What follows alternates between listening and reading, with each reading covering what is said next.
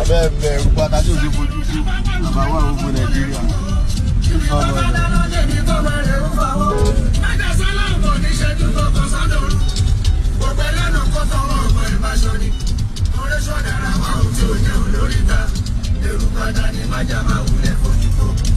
Bàbá fojú kó ata ẹ lójú.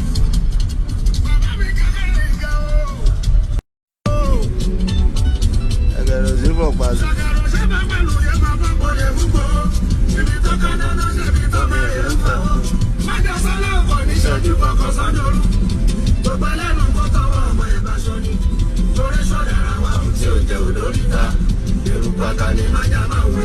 Ẹ bá fojú kó eruku ata abẹ́ẹ̀bẹ̀ eruku ata tí ò sí fojú sí àbáwá gbogbo Nàìjíríà.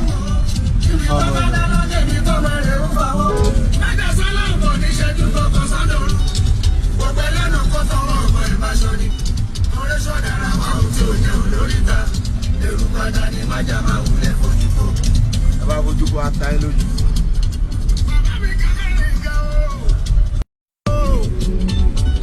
Ẹgbẹ̀rún sí fọ̀ pàṣẹ.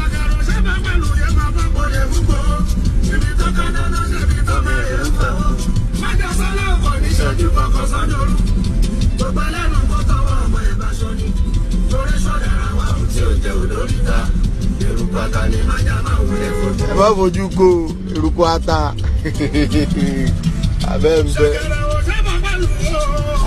eruku ata tí ò sí fojú sí àbáwá gbogbo Nàìjíríà.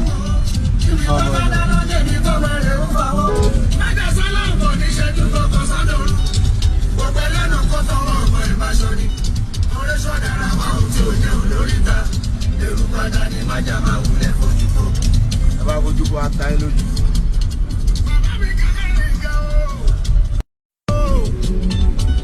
Ẹgbẹ̀rún sí fọ̀ pàṣẹ.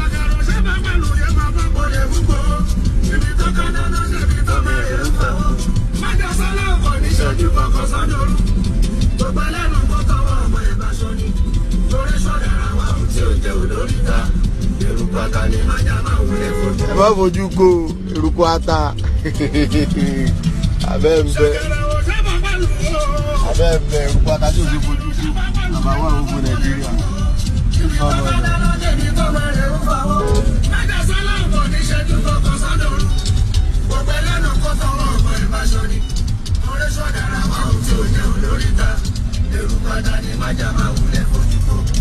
Ẹ bá fojú kó ata ẹ lójú.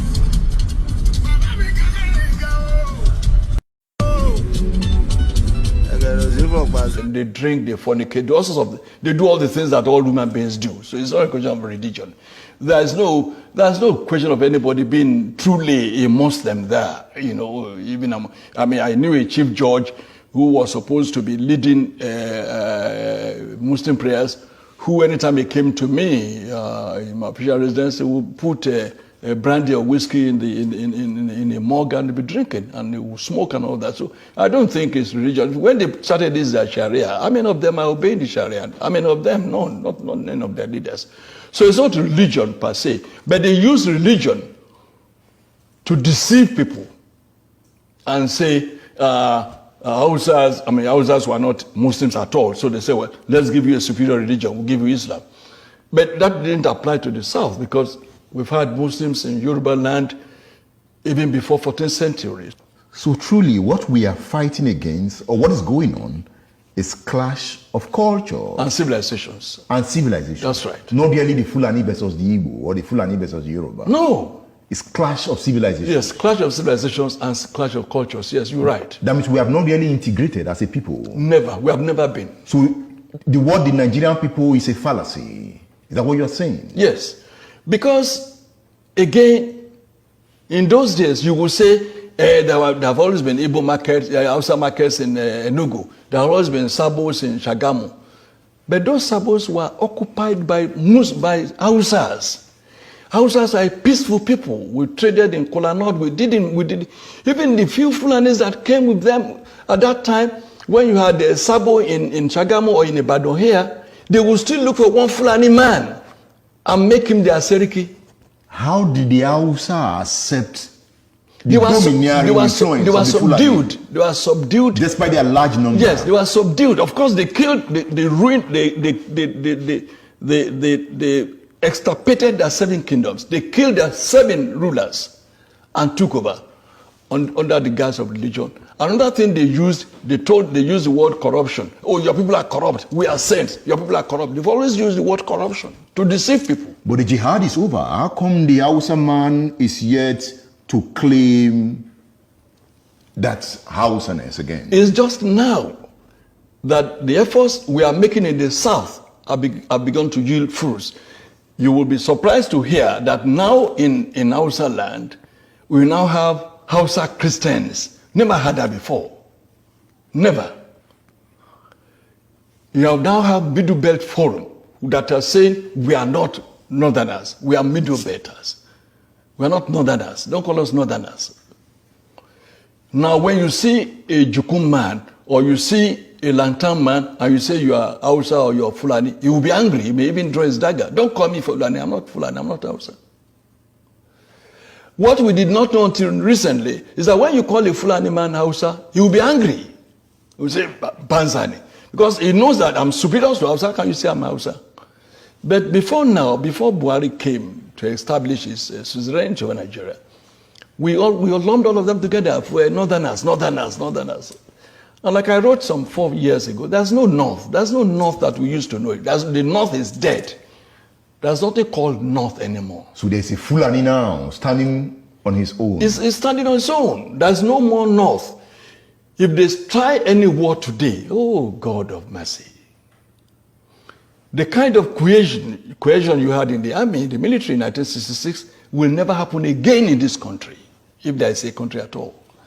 You will not find a Hausa soldier now, an Igbo soldier going to Enugu to kill a fellow Igbo. You will not even find an Igbo soldier coming to Ibadan to kill a Yoruba man, or a Yoruba soldier going to Enugu to kill an Igbo man. It will not happen again. So the Lantan people, the Benue people will never ever allow themselves to be used by any Fulani mischief maker. So if I'm getting you right, your argument is that the Fulani hegemony has been broken. Dead. If the Fulani hegemony has been broken, yes, does it mean that the social structure of Nigeria is about to witness a very hard hit that will lead to a new Nigeria? Yes, for those who agree with you to the extent of the fact that there are still some people who want a Nigeria, a group that I don't belong to. But for such people, yes, with the weakening of Fulani hegemony, there could be a Nigeria that will integrate the Soba Fulanis, the town Fulanis, and still reconstruct, rebuild, and then have a Nigeria that should be. But I, as a person, as Tola Deni, believe that it will take probably 1,000 years to change the mindset of a Fulani person, whose philosophy is kill, maim, rape, send away people from their land and let me occupy it. That is the bush Fulani. It is the bush Fulani. Not the town Fulani. Not the town Fulani. And the town Fulani is more in number. No! The town Fulani is less than 1%. How did you get that figure? Oh, go and find out. Let them allow a sense. What are the town Fulani? They're very few. The ones who have in Abuja. Or the few that dot spaces in Sokoto. I'm sure that that Sokoto, as we speak, is not a Fulani town. Is it not? No, that's a mistake we make. Zamfara is not a Fulani town. There are more houses in Zamfara than Fulani. There are more houses in Kano than Fulani. But the Fulani govern. They are in town. They are in charge. Yes, so it's their town. Yes. By subterfuge, by cunning, by crookedness, by all sorts of gimmickry. Or by integration. Not integration, by intimidation. And I said they are politically savvy. What they did to the rest of Nigeria, when they realized that the Fulani in the military, they could no longer use the military to retain power indefinitely. Since they've had power, they had access to the treasury, They say, oh yes, Edmond is from the east or wherever. Brilliant man. He may likely oppose us and contest with us and rival us. Let's make him an ambassador. Let's give him an oil block. Let's make him a billionaire. We padlock his mouth. Let's get an Abiola. Make him a billionaire. Let's get this. Let's get that. And make them big. They will never be able to look us in the face. Then we can continue. Looting the treasury, we can continue. And once when we are in control of the treasury, we are in control of everywhere. So we can hire thugs. We can do whatever we would like. And that is why they introduced what I call plutocracy into Nigerian political etymology. Plutocracy. Meaning? Plutocracy is the government of the rich. Yeah. Oligarchy is the government of the muscle men.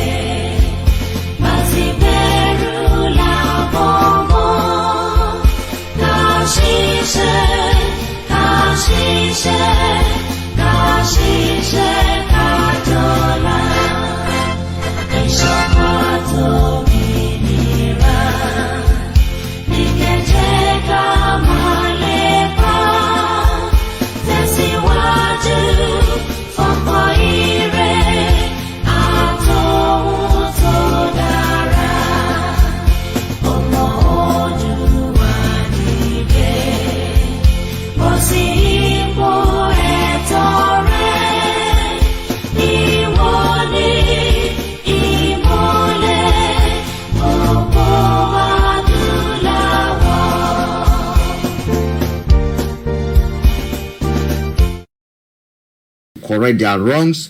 If that is what is happening over here, we look at that. Food prices rise at fastest rate for 45 years.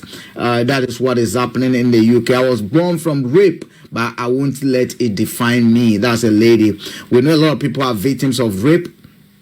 Psychologically, some of them suffer a lot. We're going to look at some of this. I know friends that have gone through that ordeal, and it's sometimes difficult for them if they want to tell their story. I also watched a movie. Was it a movie or something that happened in the U.S. when what they call animals actually trampled on a girl that was gang raped and basically decided to blow the issue up because some people were trying to cover it. But at the end of the day, they helped expose, and people came out to talk, people came out to speak about it. So we're going to have a look at that as well. But wherever you are, I say once again, good morning to you and welcome to Starr Radio. I do have my brother live on air all the way from our North London studios, and let me bring him back. Oh, Layome, how are you?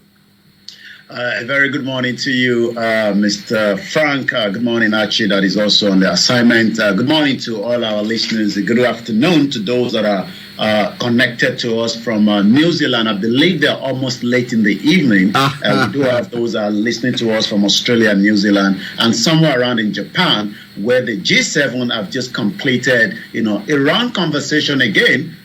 Which means that we hope the world will be a better place, as some of these meetings has a lot of impact depending on which side you are, especially with the global situation happening. But right now, it's all about Nigeria on the Starr Radio UK, the morning show, even though we are very, very limited with time on a Wednesday, but we try and do justice to it. All right, that's fine. Thank you very much. This G7 yesterday even issued a statement in regards to what is happening, development in Sudan. I hope there's a bit of peace over there. And again, there's tension this morning to the Treasury Secretary from the U.S. Announcements are coming and certain formations are coming.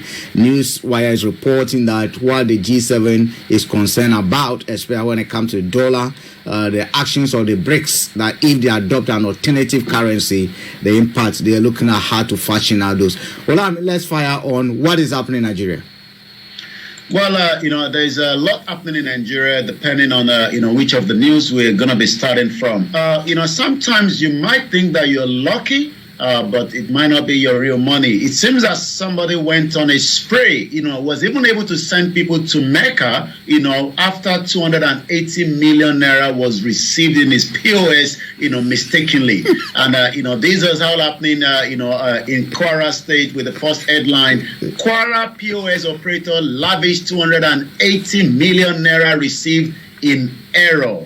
According to the police that have now arrested a point of sale operator who reportedly went on spending spree after 280 million was enormously transferred to his account by a commercial bank. The POS name identified as Rafiu was arrested by the police on Monday in Ilorin in Kwara State, the capital, where, according to the information, he has even bought cars. He sent people to Mecca. I don't know whether he played a lottery, but this is not a lottery. This money doesn't belong to him. Let's ask our listeners question. Listeners, here you are. You've been to your malam.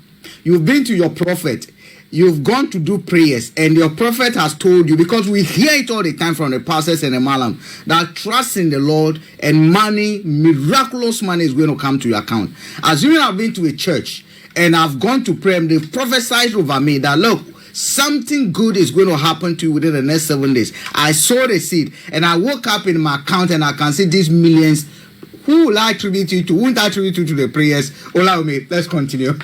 Well, the question is, which you're quite right, especially in a country that is full of, poverty, and, the expectation is that, this kind of money can be traced back, which is something that he probably forgot about. Let's go to some of the other news as well. Adamawa, had their rerun when it comes to election, and it seems that Atiku is now pleased that PDP was able to pick that. Over the weekend, one of the rector actually announced APC as the winner. And before you know, the woman has already come out to also made a speech, but only for INEC to say, things have not been done properly. But it seems PDP have now taken Adamawa State. Atiku congratulate Fintiri on the re-election as Adamawa State governor. Let's take a look at some of the other headlines coming out of Nigeria as well.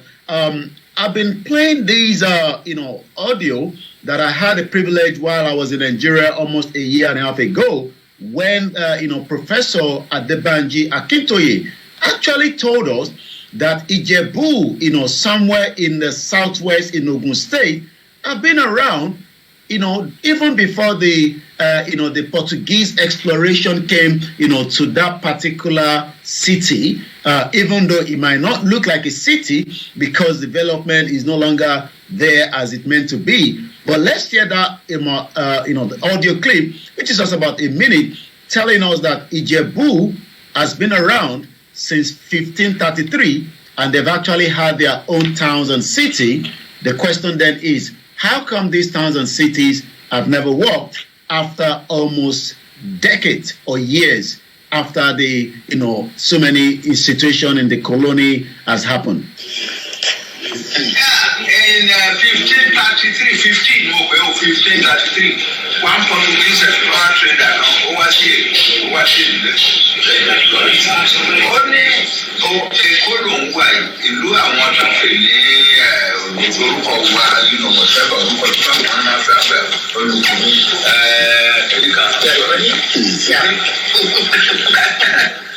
only but beyond this place I hear that there are many big towns in the interior.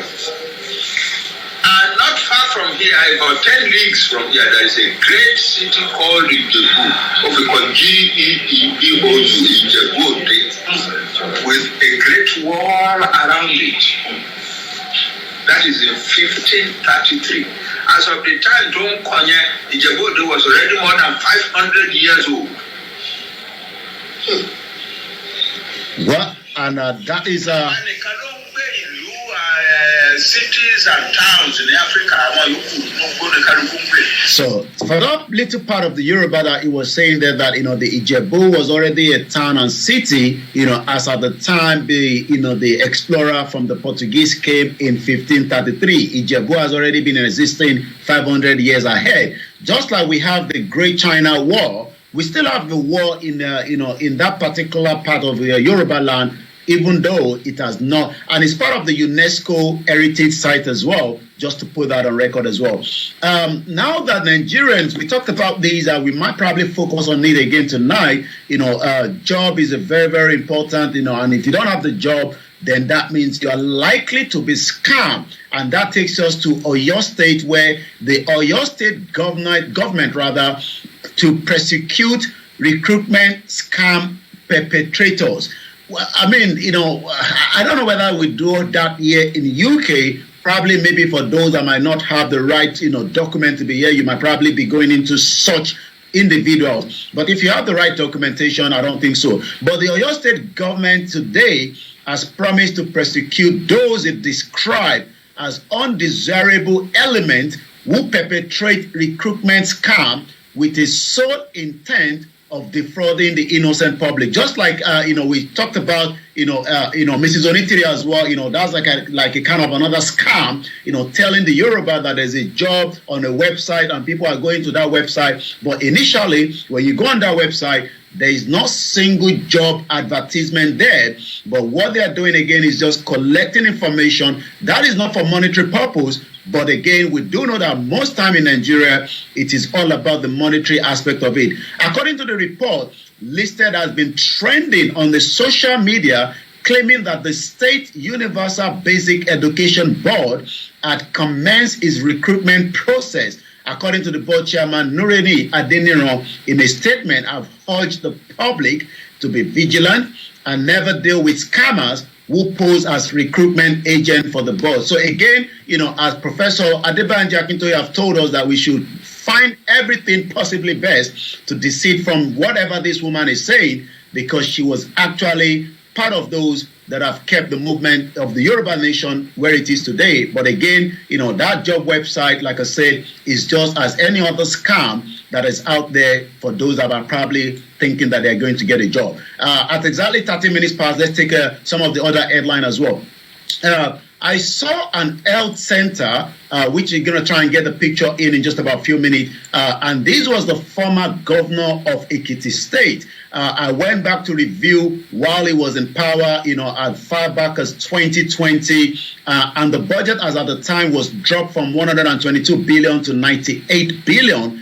But the question is, how come they were unable to manage, the health center, which is not a proper hospital? We're talking about just a health center. But again, money keeps being spent, but the result is not coming up as well. So we're going to get that image on in just about a few minutes while we prepare for that. But let's take more into some of the headlines. And I come again to you in the studio. We can review one or two of them. Circular economy. Lagos State lost $7 billion. $7 billion annually to plastic waste, according to LASEPA. We are losing $7 billion annually, and the essence of this conference is to invite investors and people to join us in the advocacy for recycling. We do a lot of recycling here in UK, and sometimes you just want to throw something into the bin and you remember, maybe this shouldn't go into this particular bin. How important is when it comes to, recycling is a big industry in its own, but in terms of educating people to get around it is another question as well. One more, Akeredolu, the governor of Ondo State, used the soldier and the OPC, guess what, to chase 10,000 farmers from their cocoa plantation, as petition is against him now. Again, the question is, why could a governor be using the military and the OPC to chase away farmers, that owns, a cocoa plantation? We do know that cocoa is very, very important. I've been looking at the OEC that gives us the data of the export and the import of Nigeria, and Netherlands seems to be buying more of our cocoa when it comes to the export out of Nigeria. Starr Radio UK, the finest African and Caribbean radio station in London. Tokpe Tomokon, the lawyer representing the 10,000 Oluwa Forest Reserve cocoa at the Odigbo Council area of Ondo State, has now called on the governor Oluwarotimi Akeredolu to direct the government officials and the Amotekun to stop what they believe is a forceful and illegal eviction of the farmers. Maybe they are planning to sell it to some other country, which is likely. We've seen that in Osun State and another state. I'll come back again to you in the studio, Mr. Frank. Yeah, allow me thank you for those update for now. I mean, a few things to look at. Let me start from the story you are ending on. This Amatekun issue is something that we've been discussing. We view them as a force for good. Are we not being told that they are not being used to terrorize farm owners, or what exactly is happening? Well, I watched a video clip of, Dr. Loye Sunday Gbowo, because at some point, your state, they wanted to make him to lead the Amotekun, your state. And he actually, disagree with them and say that, the purpose it has been set for has not been achieved, because it's more like, they should be out there, looking for the terrorists in the forest, but rather they are now on the street, stopping the vehicles and all sorts. And it seems that is exactly what is happening as well, where the governor is making use of them. I'll come back again to you on the story. Yeah, that means that, there was resistance initially when these Amatekuns were supposed to be set up. The government officials initially were not in favor of it, for fear that it might be used. From what is happening, if you don't take time, we might end up saying that the government then has been vindicated, because we know Boko Haram, again, if you trace it, it started as a result of some small big man somewhere trying to use a group of criminals to be able to do what they claim will help them, and here's where we are. Now, you spoke about what do you call it? A very great wall somewhere. Where is it? How do we locate it? What is significant? You play the video. Olame, your voice is gone. What we played was the Sungbo Erido. Yeah. Your voice is gone again. Listeners, bear with us. Can you hear me now? Yes, I think it's okay now. Yeah, is in somewhere in Ijebu, in Ogun State, the southwest part of Nigeria, and like I said, is also part of the UNESCO heritage site as well. Sungbo Erido is a system of defense wall and a ditch that is located to the southwest of the Yoruba town of Ijebu in Ogun State. And it's also part of the heritage site. We might be getting some of our team to be traveling there. We're going to be working on that. But since, these part of,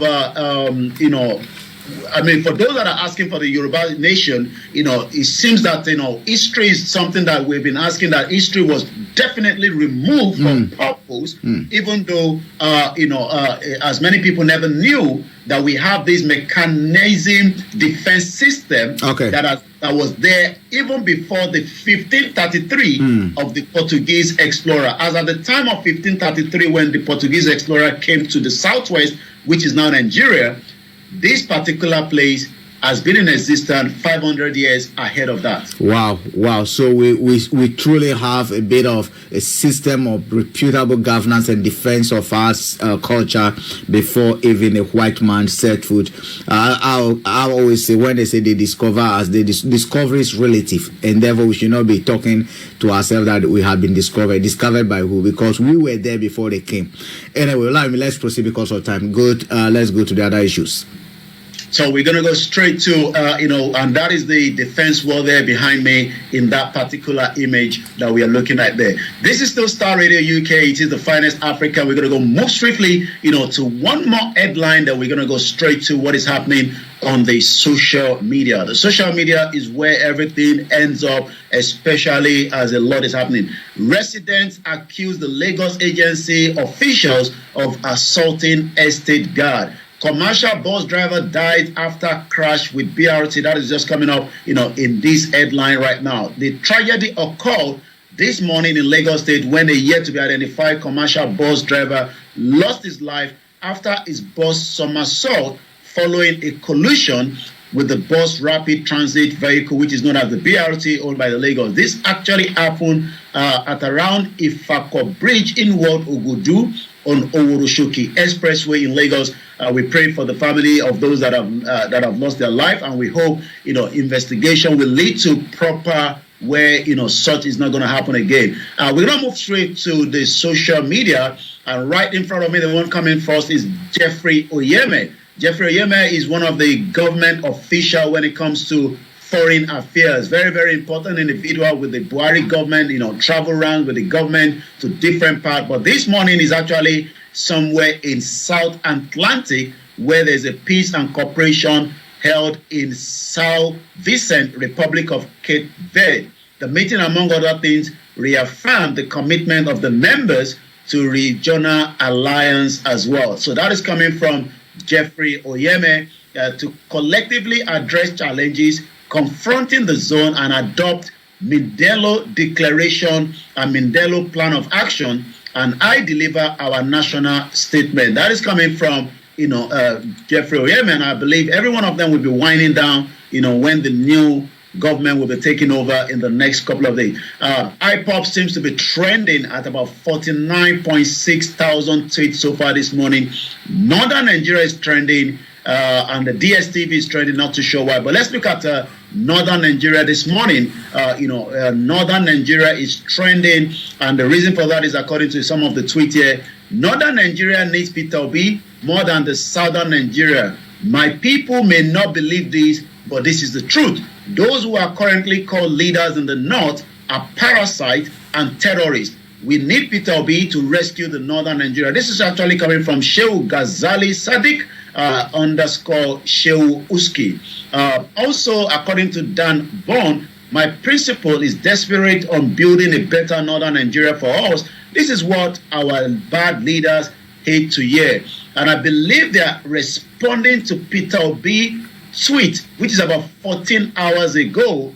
Beyond beginning our mandate, I am committed to lifting people out of the poverty, and I remain committed to transforming Nigeria, starting from the north to every part of the nation. And I believe that is why Northern Nigeria is actually trending. There may be more mud slanging from those who are against the emergency of the new Nigeria, but I will never be deterred by the obstacle along the way to victory. I have always lived my life in the most law-abiding manner. Sometimes as human, and this is still Peter Obi, sometimes as human, we may make mistakes, but I will never knowingly break any law. I am therefore not afraid of the lies and propaganda against my person. They are part of the journey to a new Nigeria. That is a very, very, deep one. And I keep remembering this particular image of Peter Obi with Abike Dabiri, with the immigration officer saying, please just, get me out of the detention, even though the APC have actually come out to say, this is just another photo shoot. And it seems Peter Obi still believes that he can be the president with the court case that is going to be coming up. I'll come back again to you in the studio. Yeah, but he was stopped in a way. So there's nothing wrong with that image, or? Well, there's nothing wrong about it, but the problem is, the APC have been using this as a propaganda. And this is what Peter Obi is saying here. Yeah, but at the end of the day, I think let them point a finger at who has not been arrested before. Their own candidate, they want us to go back to Chicago South Side. Well, I don't think they want us to talk about that. They said somewhere in Paris where he's still nowhere to be found, and I'm sure they're just getting him prepared, for the big task ahead. And I'm sure as many Nigerians that voted him will be looking forward, and even those that disagree with him will probably have to manage him until he's able to deal with the so many bundles around Nigeria, the economy, the security, the education, and so many of such as well. So we take one more, while IPOP is trending again this morning. IPOP seems to be more trending all the time, but we're not too sure why they're trending this morning. And it seems that IPOP is exposing the Europe and our racism. The British citizen is still in Nigeria prison. Never prayed to get a UK citizenship. It is useless. So, wow. I'm not too sure whether everybody agrees with that, because more people will say it is still far better than having the passport from some African countries, even though Africa what it takes. Just as we know, cocoa plantation there seems to have given us a lot, but it seems that the governor might be having another agenda with those plantations. So I come back again to you in the studio. That issue raises a lot of questions about protection, who is a citizen, and how basically the UK government acts towards different citizens. Again, the question will be, did he plan this to get British citizens so that he can use it to achieve his goals in Nigeria? Is that what?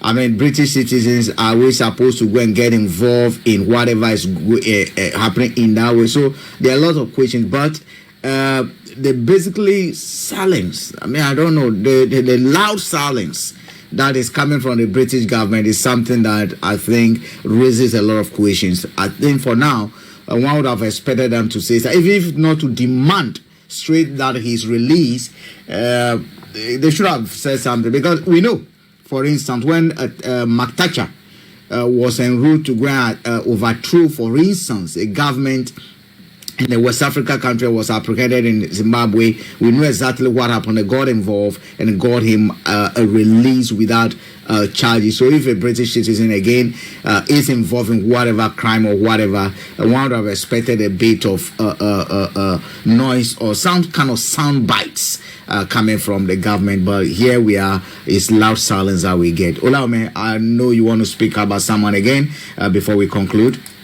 Well, it's just going to be, this is Dr. Fayemi Health Center, a former minister in the portfolio of this government and a former governor of Ekiti State. And I'm told that this building is still as it is. Even the video evidence will be sent to us within the next couple of days. And the question... Right, listen. Okay, go ahead. We hope it can still be revived. It's never too late. But as a doctor, I'm not sure he would like to see this kind of image, but whether they care or not is a question. And as we always say, if this is still in your community, the question is, what is the way forward, with some of our politicians, as Dr. Fayemi Healthcare Center looks like this in 2023. Starr Radio UK, and that's how we're going to be ending it. But later on in the evening, we're going to be looking at the history of the Yoruba from the book from Professor Adebanji Akintoye that he started writing as a sketch as far back as 1978. That's about almost 44 years ago. What can we learn from it, and what is still the way forward for those that believe in Nigeria, just as Peter Obi still believes that he will be able to get that presidency result after the petition, which that means that countdown between now and the May 29 is exactly as a million people will be looking up to that. So all this will be discussed later on Niger Voices. Make sure you tune in at exactly 1800 hours later on this evening. Right. Thank you very much, my brother. Listeners, there you have Olaume. Do not forget, this evening at exactly 6 o'clock, Olaume is going to bring a special program titled Niger Voices. It's one of the top listened and one of the most listened program where we focus. We have enough time for Nigeria, everything Nigeria. Please join us wherever you are. And if you want to advertise on that program, please do contact the studio or contact Olaume straight. We should be able to do something for you. If you like to play your jingles, you like to commercialize whatever you're doing, the phone lines will be open. You can join that program straight away. Do not forget, again, at exactly 12 o'clock, we're going to be crossing over to British Parliament, the Parliament of the UK, where we're going to bring you the Prime Minister's Question Time, And that's how far we go with the Starr Radio to start with in the morning. We have probably just about an hour or so.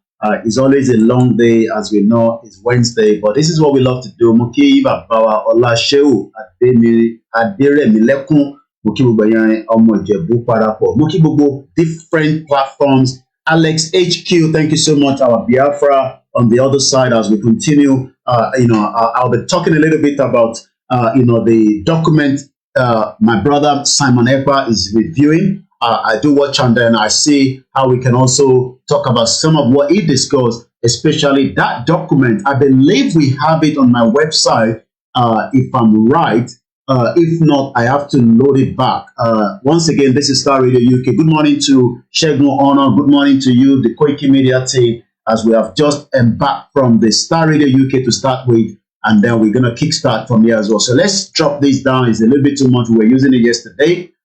If you go on the Yoruba document file, Simon Ekpa is currently reviewing the 1914 amalgamation document. We have talked about it before. We will continue to talk about it. It's a very, very important document that, yesterday, I've been asking the same question, who gave the British the audacity, to join us together?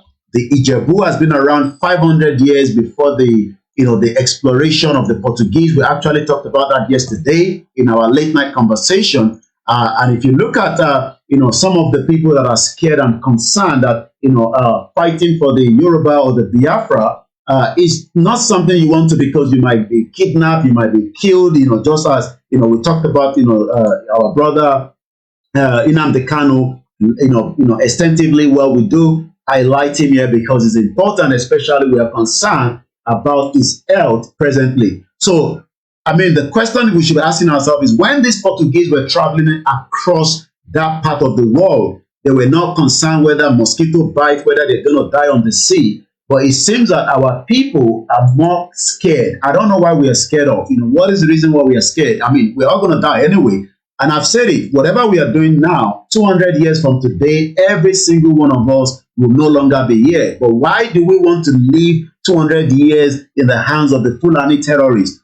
You might think it's not going to happen. It's going to happen if we don't do anything. So Simon Ekpa, like I said, has been reviewing these 1914 amalgamation document. I'm going to read a little bit out of it, but I want to be sure that I believe we have that document as well on Koiki Media. So we're going to be talking about the history of the Yoruba people by Professor Adebanji Akintoye on Naija Voices. We're going to kickstart that. But like I said, I know we have that document. Yeah, that's it. Yeah, I think amalgamation. This is definitely the document. I believe this is not this one, but this also has a bit of there's a lot on our website. Why declaring Yoruba Nation will not be an illegal, not the one that these 419 women have declared. We're not talking about such nonsense. These another document there, the UK-Nigeria double taxation agreement. You will be wondering why. These are things that I'm going to start bringing back again, because it seems that you keep forgetting a lot of things. Akim Ayodele, good evening. Alim Kondi, good evening to you. No, that's a good evening. No, it's still good morning. I'm probably somewhere in Australia this morning because I'm a lot early at Japan. So, and that's why we say to our people, I understand, we don't want the Biafra, we don't like each other, but we are fighting a very similar cause. We don't want a war. Nobody likes a war. Mukinya Wadami. Tunde Giwa, a very good morning to you. War is not a very good thing. It destroys a lot. 5 million people were killed by the Nigerian government in 1967. So again, UK-Nigeria double taxation agreement was signed on the 9th of June 1987, entered into force on the 27th of December 1987, effective in the UK, United Kingdom from the 1st of April 1988 for corporation tax, and for 6th April 1988 for income tax and capital gains. It was effective in Nigeria from 1st of January 1988. It's called Double Taxation Agreement, produced under the terms of the Crown Copyright Policy. All these are something that a lot of Yoruba people don't know. We have also there, frequently asked questions. We talked about this, a little bit yesterday on our late night conversation. People keep asking questions, when we become a Yoruba country, how are we going to live together? Are we going to be fighting each other? These are just, questions that is important for you to ask. But like I always say, it is one of the most irrelevant, because at the end of the day, if we have lived in Nigeria for 63 years, I'm sure we can live together as people. A very good morning to you, my brother in Miami. I know it's very early hours in the morning right there as we speak right now, probably about 5 o'clock, if not coming up to, about 5. Aziz, good morning, Sonke. Good morning, Mr. Pondeshita Mukibabawa. And a very shout out to my people on the MixLR. Good morning, Allahu Baba, and welcome to the program. I'm trying to get those that are on the Koiki Odudua here with me. Good morning, Denix. Dio, GR1, good morning. Like I said, we've opened and we will, if you are in the Koiki Media news group, you will not be able to post anything, not even your prayer. We don't need anything to be posted. You will only hear from our own post.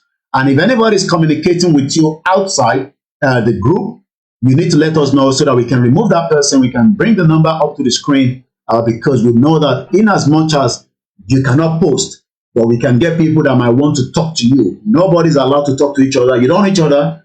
You only know Koiki Media on that WhatsApp group, and you are only there just to get message. And tó bá wà nínú group here, you will never miss our broadcast anymore because I will give you 5 minutes. Sorry we couldn't give you the 5 minutes this morning, but you always get 5 minutes ahead of the people outside that I'm going live. So I'm anticipating Koiki Media will be live in 5 minutes. So you are aware that we are going live. If you want the link, it's always on our platform. I've posted it. I will continue to post it as well. Yeah, it's almost about 6:35 a.m. in Miami. So we're going to talk about the Simon Ekpa, but I want to be sure that I believe we have similar document on our own. Yes, this is another one, Yoruba Nation Gazette before the amalgamation. Again, the United Nations Declaration. You see, it is very easy. It is very easy. Maybe we just talk, say, a United Nations Declaration on the right of the indigenous people. But if we do not make it to materialize, it's a waste of time. We can talk from now till thy kingdom come. But if we do not activate what we actually want, then we're not going anywhere. Good morning to you, Mr. Olamichael Moki. Moki Bogomo Yoruba, Moki Omawusa. Shout out to those of you in the northern part of Nigeria, the middle belt. We don't hate anybody, but we just want to live separately. We can have countries, I keep talking about OEC. This is a data that is important, especially when you look at, the export and the import out of the contraction known as Nigeria. We are not doing a lot of export because we're not producing anything. Look at the chart. Compared to our import, we actually import every goddamn thing into the country. So when you look at the chart, all these small boxes, everything is import from glue. I mean, how can we be importing glue? And if you don't know what is glue, let me show you what is glue. Because some of you, a lot of us use glue. Especially, this is what we import. Is it not crazy? We import glue into Nigeria. Killer fish glue. Can anybody give me what we can use to produce a glue? Do we have the resources in Nigeria? I'm sure we do, because I believe it's rubber. Look at it. I just told you, it's somewhere here. I saw it earlier. There's a lot of boxes. So all these boxes, these are the stuff that we import into Nigeria. Candles. Let's see, we import candles from China. Wow. Candles. Madness. They produce candle. We actually import candles from China. These are part of the problem. Rubber gum, eshegoni. We import candle from China. I'm not lying. This is what it says, 97.8%. And you expect you to have a job. How do you want to have a job? And the whole idea and the reason is because of the bloody 1914 amalgamation that we're going to be talking from here. So let me quickly tell you what Simon Ekpa wrote, from the amalgamation document. And I always tell you, when you listen to Koiki Media, you must sit down and have pen and paper. This is Star Radio UK, but we've just come back to Koiki Media. Shout out to those of you on the Instagram. I see you right there. Let me monitor. All the way in Kutonu Mukiyi, Ebanki Babami Oloye Gbowo Sunday, Ebamiki Professor Adebanji Akintoye, Ebamiki Gbogbo àwọn èèyàn wa tí wọ́n bẹ ní Kutonu. Mo kẹ́yìn tẹ́ wà ní Benin Republic. Mo kẹ́yìn tí ẹ wà ní Togo, Sierra Leone, Ghana, Cote d'Ivoire, Liberia. We have a lot of African, Yoruba people in different African countries, and everybody's just struggling here and there. Shout out to you, Iyamidada Olajumoke. You also went up to say, good morning, White Lion. Odlodumare, we continue to strengthen you. Thank you so much. Mokiba Bawa, Kende, Mokid, and Granddaddy Wakono, Yekini Mustafa, Badamosi Ismail Amokinyi, and all the listeners that don't want to comment. Maybe they were with us before, but now they moved to Ioni TV and they're finding it very difficult to comment. We are not telling you not to comment, but as long as you don't disrespect Babaki Toye and Igbowo, you can always comment. NW went on to say, and Nigeria used candle more than the China. Now, do you know that all the Celestial Church in Nigeria, I mean the CAC, not even the Cele, almost every church use it. CAC churches, they use more candles. You're right. Interesting. I never even thought about that. Awala lo candle ju. The Celestial Church, they use candles a lot. But yet, do you know that we have to import, and we also have to bring it from United Kingdom? So UK is also giving us part of the share of candle at about $104,000 equivalent of import. Then we go to Italy. Italy is also giving us about $88,000. Then we go to the next country, Germany, $36,000. I mean, that's the value of the export. France, $20,400. Then Netherlands, these are smaller countries, not even up to some of our states in Yoruba land, or even in the southeast or the middle belt, or even in the northern part of Nigeria. Netherlands is also $10,000 worth. Spain, Portugal, Belgium, and the last country, United States. But the biggest part of where the white garment churches here, most of the white garment churches are using candles. They cannot do without candles. I don't know what is the significant part of the reason for that, but maybe Mabi Baba confirm. Maybe you can tell me. And if you also know, you can share it with us. It is important. In Paris, and I'm sure you're doing very well. So when we talk about, the Yoruba people are already in a debt trap of Nigeria, China doesn't care whether we break or not, because China continues to send everything that we need into Nigeria. They're doing the same thing in other part of the world, but we can produce candle. I've given you two produce that Nigeria is importing from different part of the world, glue and candle. But we know that the Celestial Church, make use of candle, and I'm sure almost every other churches as well. I'm not sure whether the Muslims use a lot of candle, but I'm not sure the significance and the reason why our white garments, they make use of, the candles. So the question is, why are we not producing candle? Candle fún ìmọ́lẹ̀ ni now, no electricity. Well, I'm sure it's more significant than that. Mokiyawa Yabo, the Sander. And this is why we say to people that, are you sure Nigeria is worth dying for? I mean, we cannot produce candle. It's just candle. Let me see if I can I'm still going to go back to, let me finish the Samanepa because I don't want to move away from that. But I'm going to talk about if we can get a candle production company, and maybe I can find a video that we can watch how to produce candle. So we're gonna find a video and then we're gonna watch how to produce candle later on. I'm sure it shouldn't be a big problem, but Nigeria is just a shame. Mokimba Baba Kabi Alade, you say well done for your good program. Well, what can we do? Mukiyawa Biba Ramadan tin lole dede abi fawatan gba ni ko gbogbo alangba.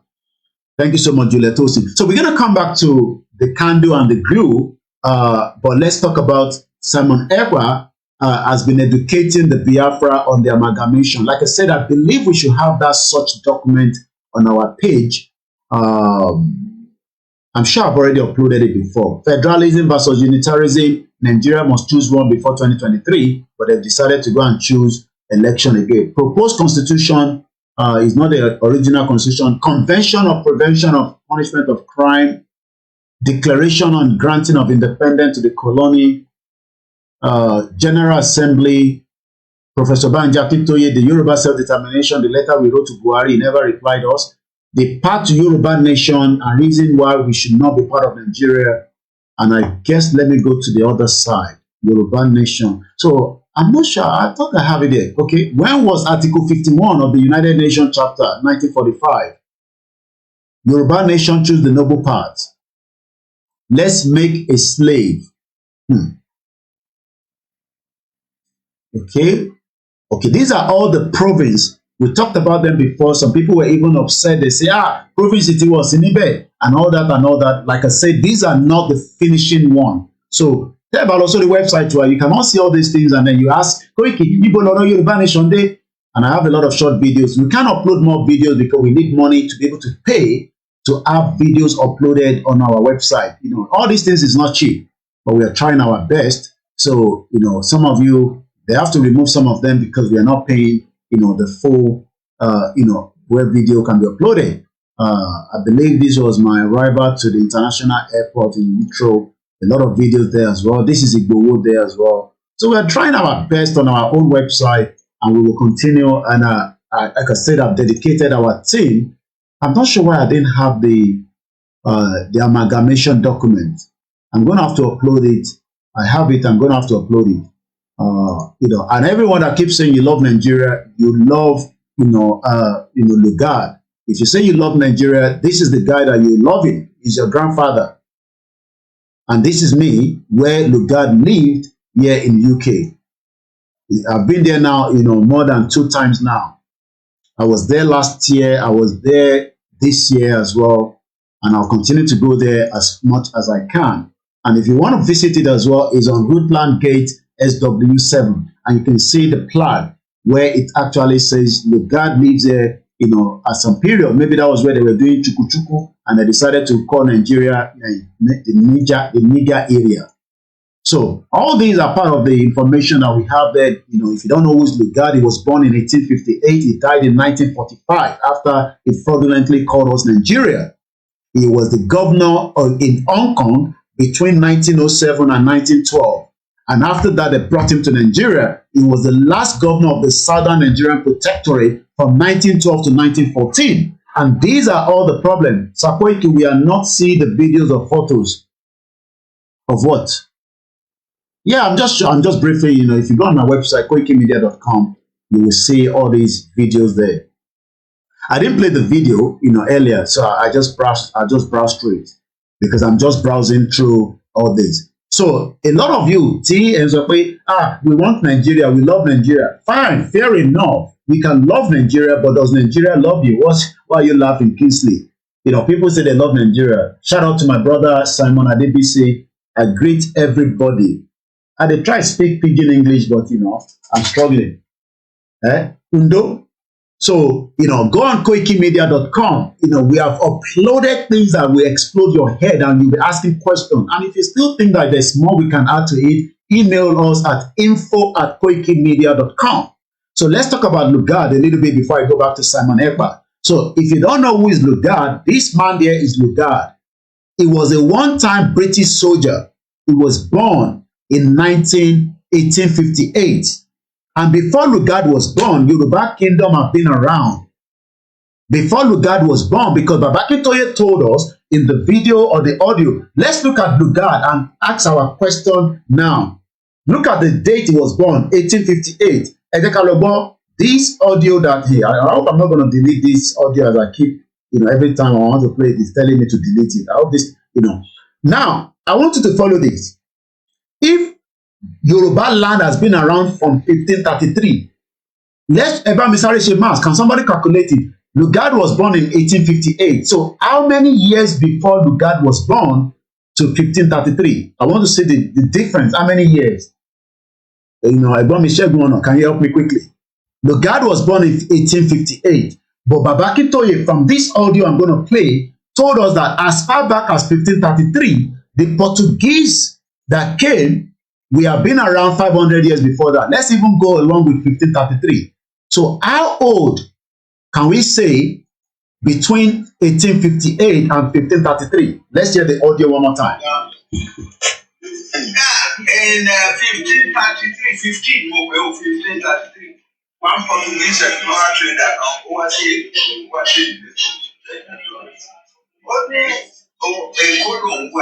ìlú àwọn táfì ní orúkọ wa nínú ọ̀sẹ̀bà orúkọ ìgbà wọn máa fẹ́ fẹ́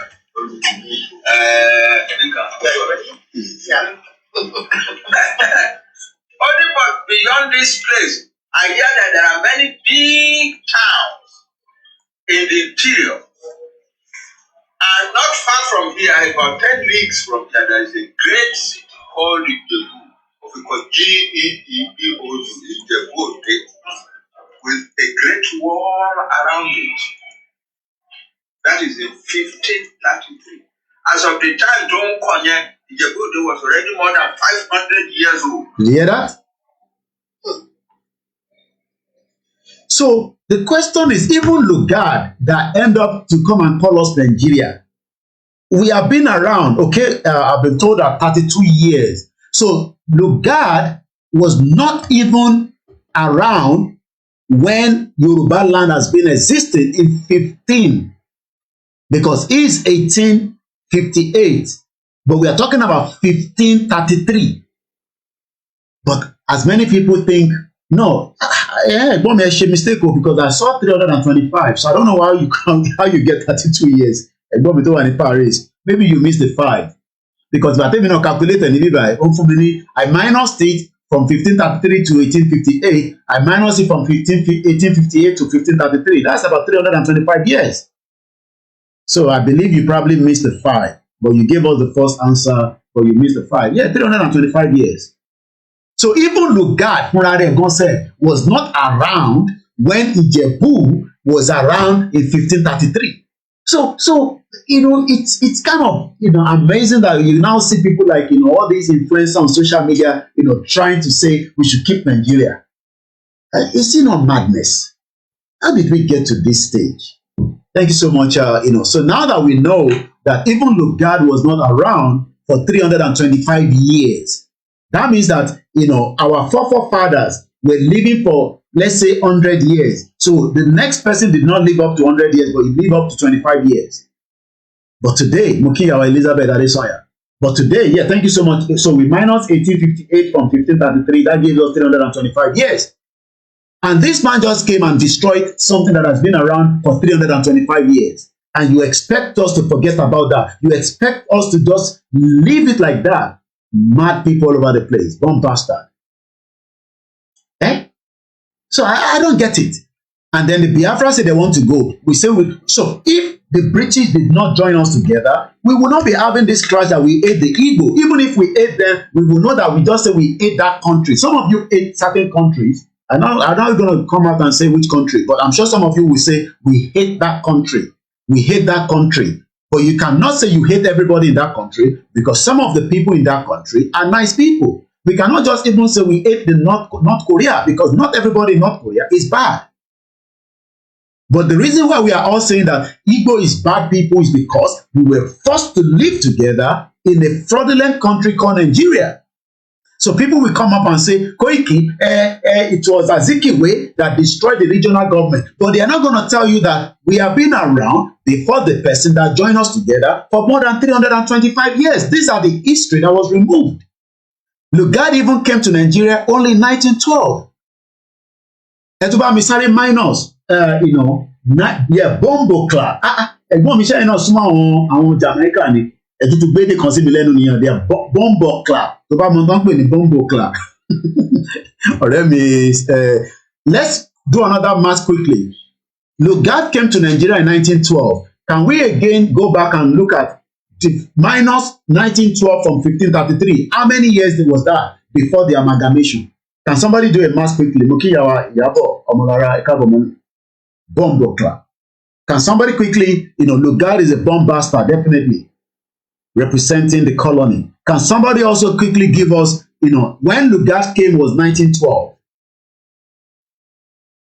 Lugard came in 1912, but Ebawa saw how many years between 1533 and 1912. I just want to also put that, in the record, because a lot of that's another 379 years.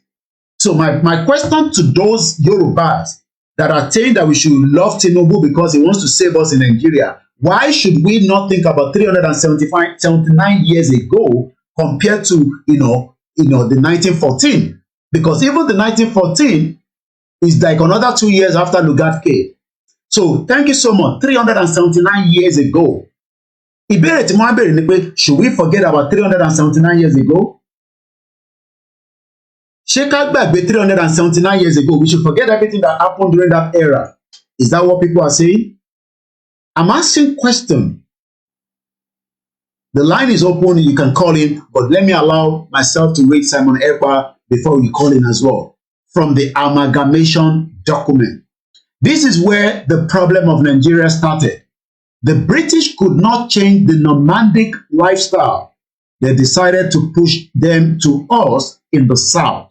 While we struggle to make progress in the South, they are holding us back with uncivilized culture and norms. If you understand this document, you will join Biafra today, you will join Yoruba Nation today. Necessity for amalgamation. A. Finance. Such in brief were the artisans which are given to the North and the South their divergent characteristics and policies. In 1906, a further step in amalgamation was effected in the South. Southern Nigeria and Lagos became administration under the title of the colony and the protectorate of the Southern Nigeria. From this date, the material prosperity of the South increased with the astonishing rapidly. The liquor duties increased. Liquor is ọtí, alcohol, and alcohol has been around for a long time. The liquor duties increased from 3s in 1901 to 3s 6d in 1905. It stood at 5s 6d a gallon in 1912, and it was it was an afforded and ever increasing revenue. Without any diminution in the quantity imported, the yield, I believe it's the yield, or maybe the yield, a sum of 1.38 million pounds in 1913. The North largely depend on the annual grant from the imperial government, was barely able to balance its budget with the most parsimonious economy, and was starved of the necessary staff. Inundated to find funds to house its officers properly, its emerges were concerned, treated upon the development of the native administration and the revenue resulting from the direct taxation. Its distance from the coastal, almost 250 miles, rendered the expansion of the trade difficulty. Thus, the anomaly was presented of a country with the aggravated practically equal to its need, but divided into two by an arbitrary line of latitude. One portion was depending on a grant paid by the British taxpayer, which in nearby amalgamation stood at 136,000 pounds and an average at about 314,500 pounds for the year ending March 1912. So just to break it down, Mokin Babawa John Ogundele, that's a mark where sometimes they don't want to bed about. So Babawa Simon sọ pé inflation is enough to know the world is deceptive and manipulative. So you might not understand all these breakdown that Simon Ekpa put out there, but just to break it down in a nutshell, it literally means that the northern part of Nigeria, which is the north today, were not making money. They were losing money. And the British taxpayer could not be continued to fund them. Ben, thank you so much. 379 years ago was between the time that Lugard, Babai, Wasiri territory wa, and then change it to to Nigeria. It was the governor of Hong Kong from 1907 till 1912. It was the last governor of the Southern Nigerian Protectorate from 1912 to 1914. The first High Commissioner from 1900 to 1906, and the last governor of the Northern Nigerian Protectorate. He was also the first Governor General of Nigeria from 1914 to 1919. He died in 1945.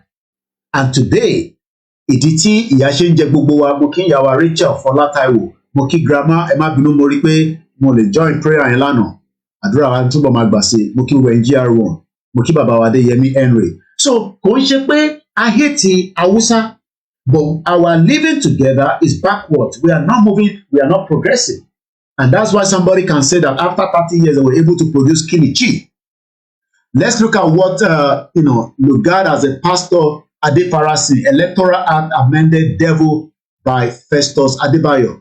76 years after his death, on April 11, 1945, and the cremation at the working crematorium Workings Borough in Surrey, England, poor Frederick John Datry Lugard has been killed many times thereafter by Nigerians, though he died peacefully at the age of 87 years old, having been born on January 22, 1958. This soldier administrator and author, born in Fort St. George, Madras in India, BC, he was raised at the Worcester and educated at the Royal Military College, Sandhurst, just as Buhari was educated a little bit in the military, here in UK, and most of the northern part of the Nigeria, most of the military were all trained in Sandhurst, apart from few Yoruba people as well, and has remained one of the most vilified colonial officers in Nigeria. Is presiding over Nigeria in courageous matrimonial procedure on the 1st of January 1914 is perceived to be the albatross that plagues Nigeria till today. And all this English is just too much. Let's find a proper dictionary to them, because it's now making my head to go pa pa pa pa pa. So let's go and find the meaning. So when something is called, why are we not getting the sound? Once again, a very good morning. So when something is albatross, a large white ocean bird that has a long wings, a continual problem. A continual problem. I would have loved to get the sound. Political for me sound.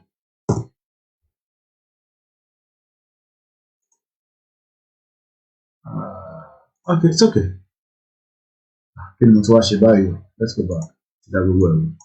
I would have loved to get the sound. Let's see if I can get the sound. Political for me sound. All right, it's okay. Kufumini sound. I love the sound. But we now know that the meaning of this word, and I want you to write it down. Alpha, Lima, Bravo, Alpha, Tango, Romeo, Oscar, Sarah. Or Nigeria, so A for Apple, L for Lima, or no, L for Lagos, B for Bravo, or B for Ball, A for Apple again, T for Tango, R for Rabbit, O for Orange, S for Snake, S for Snake. It meaning a continual problem. Báwo ni Tinubu ṣe fẹ́ wá stop this continual problem, Omugo? Yeah, albatross is a bird. Mo rí bẹ́ẹ̀ pé mo rí ẹmu ṣáà rẹ̀ ẹyẹ lẹ́ǹkan. Ẹyẹ labalábá. So ẹyẹ yìí ló ń pè bẹ́ẹ̀. Ṣé ẹyẹ yìí máa ń fúnyàn ní problem? You don't understand. But anyway. Àbọ̀rọ̀ mo yẹ yín nísìnyí yẹn wá. So a continual problem that makes it difficult or impossible to do or achieve something. Ọlọ́run máa jà kó sínú wàhálà ayé o. Wàhálà ayé ní Nàìjíríà. Ìwọ rò pé bàbá ẹ kan ló ń ṣe? No, wàhálà ayé Nàìjíríà ni. Nigeria is the one that is holding us backwards as people. And this is why we must allow every region to go their separate ways. You might not like the Igbo people, but the Igbo people did not force Nigeria on us. Some people will say they are the one that destroyed the regional government. They are the one that started the problem. And I hear all this from especially some of our Yoruba media, and all the, some of our speakers as well. And sometimes I don't want to even bring them. Anyway, like I said, I'm not doing any partnership with anybody. I don't hate the Biafra. If you hate them, that is your problem. You always all come up and say they want to take our land. The land itself has been taken away from you. Dangote has taken our land. The Shogari has taken, the Gilbert Shogari have taken your land. I understand the Igbo people, are termites. They want to be everywhere. They want to go there. They want to go there. They want to invest there. They want to, manipulate there. But it is not their fault. It is the fault of the British that kept everybody together. As far back as 379 years before the amalgamation, the Yoruba land has been existent before they bought this bomb bastard in Lugard. And some of you seems not to understand that. But today, as the Igbo are saying that they want to go, forget about those that are talking about, Peter Obi. Peter Obi is a criminal. He's a criminal. He cannot deny it. He can tell you he's not a criminal. His money was found in the Pandora. And if you don't know what is Pandora, you better get yourself together and come and hear it here. Pandora. Pandora paper. Pandora paper unmasked the hidden owner of money kept outside. Why did Peter Obi go and put his money in Pandora if he's not hiding something? Pandora paper. Peter Obi's name was found there. One day I'll probably bring that information out. And if anybody have it, send it to me at info@quakemedia.com. Peter Obi's name was found in Pandora. Let's see if you can even find it. Peter Obi. See if you can get any search on him. They are criminals. Pandora. I'm gonna have to go a little bit deep to be able to find it. No, I don't want to sign up. I already signed up already. So if anybody have that report where the Peter Obi was highlighted, please do send it to me. Let's look at Nigeria. Okay, secret document exposed Nigeria oil mogul offshore. Files open new window on $182 million alleged bribery scandal in Nigeria. More than 1,000 artifacts in Metropolitan Museum of Art catalog linked to alleged looting and trafficking. Everything is here in London. Unbelievable. African nations win US tussle over paving way for global tax reform. So let's look at this just briefly. So why are we talking about all this is because a lot of Nigerians are not educated to know all these things. All your politicians are bomb bastard. They are criminals. They hide money away. They don't want you to know that they have millions of dollars. Peter Obi, I think, had about almost $20 million, if not a little bit less. They have this money. They move it around. They move it from one end to the other. Secret document exposed Nigerian oil mogul offshore hideaway. A deal maker backstage maneuvering are revealed in the Panama Papers as he hung with celebrities while criminal investigator closing. Even,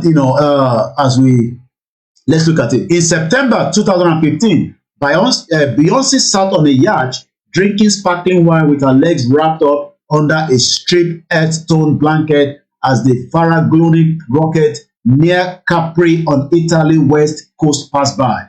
The singer and her husband Jay-Z paid $900,000 that week to sail the Mediterranean Sea on the Starr, a 65-meter private cruise with a helipad, 10 dining area, jacuzzi, and sunbar. Unknown to the celebrity couple, the yacht owner was soon to be a wanted man. And this is what a lot of Nigerians don't know. Moke Olakunle. So let's go into it a little bit more. Held through a shell company created by law. Let me increase the font so that you can read with me, for those of you that have big screen. So let's go. So held through a shell company created by the law firm at the heart of Panama paper scandal. Mossack Fonseca, the yacht is now caught up in a massive investigation in Nigeria.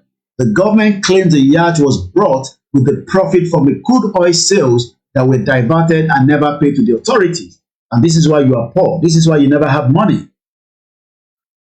Who are those behind it? The Galaxy Star owner is Kolawole Aluko. You all remember the guy, criminal. So what Musha Kolawole Abi is still on the run because they're always on the run. Probably living somewhere. This guy, criminal. You can see his face there. Yoruba guy. Bomb bastard. Olong Basifunde Izeni. All bomb bastard criminal. The Izeni. Big boys. Big boy criminal. Shit. Oh. The Galactica Stars owner is Kolawole Aluko. This guy there, okay? Is the one that owns this yacht that Beyonce was renting for $900 million per week or 600,000. Not rented. They don't know how Beyonce rented. They actually rented the yacht for $900,000 per week.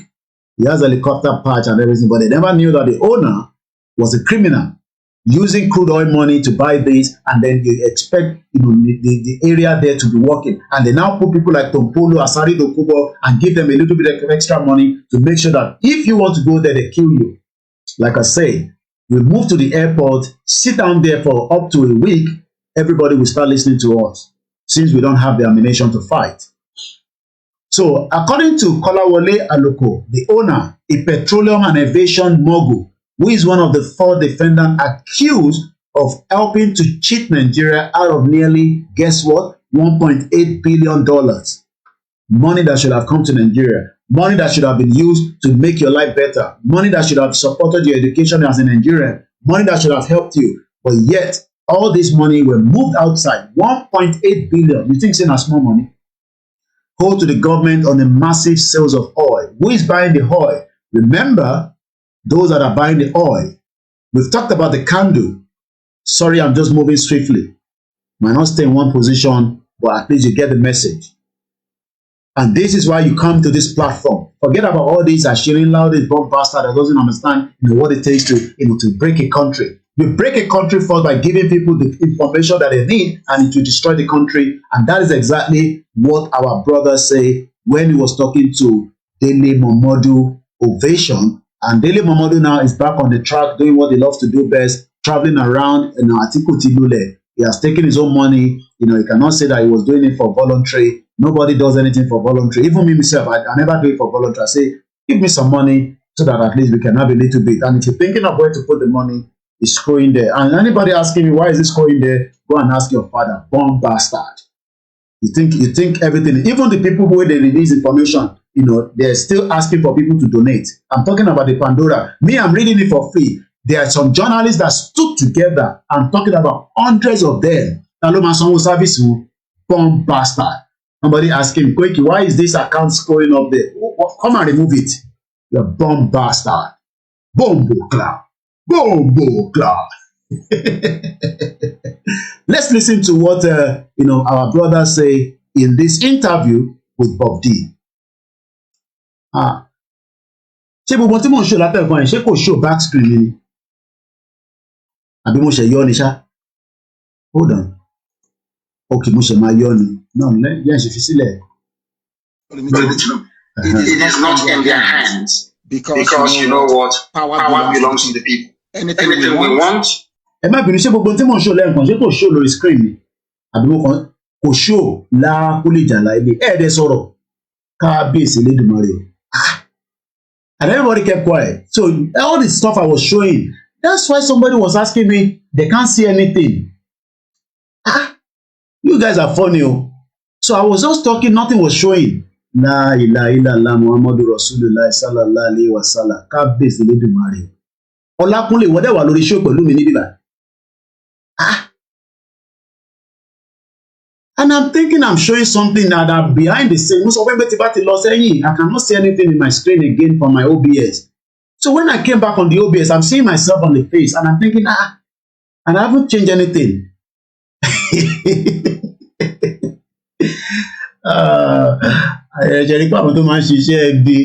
They want to not let you see.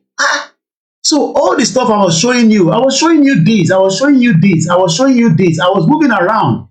I was showing you Lugard. I was showing you this.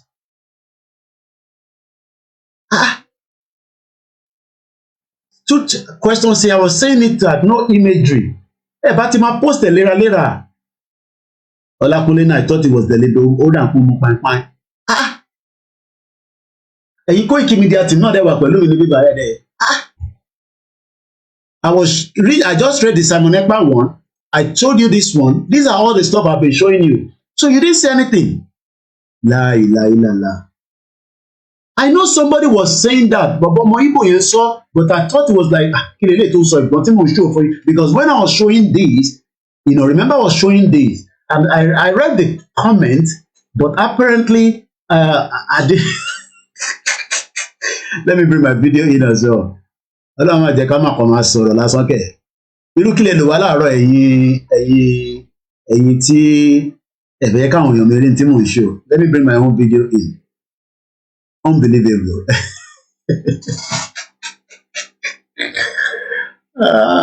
Anyway, at least you were able to listen to it anyway, which is the most important thing. The most important thing is the message. Yeah, you're right.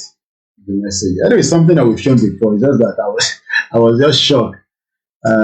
Anyway, let's move on quickly. So the reason why I wanted to connect Nnamdi Kanu speaking here is to do with I was actually saying something and I wanted to connect Nnamdi Kanu.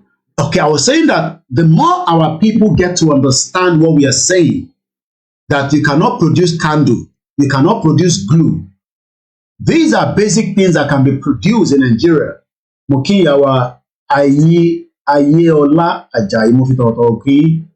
I say good afternoon from here. And thank you so much. Even with all my screen, you can tell that I was completely focused. Mo tẹ wo gbogbo screen mo wo comment, but mo ṣàkọrí pé mo pick comment bọ̀bọ̀ ọmọ Biafra ẹlẹ́ẹ̀kan, but I didn't even think it and look it back to pé because if I was looking at my screen, I would have seen that I'm not projecting myself out, but I was looking at the comment, but I wasn't looking at the screen. Anyway, that is Onitiri Juju. Why don't Onitiri Juju here? You're dirty, one bastard. So I was linking to say to our people that by the time they understand me, why can't we produce candle? Candle should be able to we should be able to produce candle. It's not a big deal. You can produce it in large scale. Producing how to produce candle in large quantity. So, kilo wa níbẹ̀. Let's say I'm just looking for a company that we can make use of.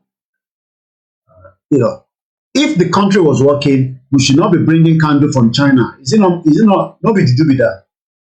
So let's just pick one. How to make soy candle for your business. All right. How to pour my candles in bulk. I'm just looking for one new. Then I will play Nnamdi Kanu in just about a few minutes. So as soon as I have that video, I will not play this one. I'll play Nnamdi. So what Nnamdi Kanu was told, by factory. Let's say factory, because it's important that we want factory production. Okay. How it is made, the process of making candle. So we'll work on this later, but let's leave it for now.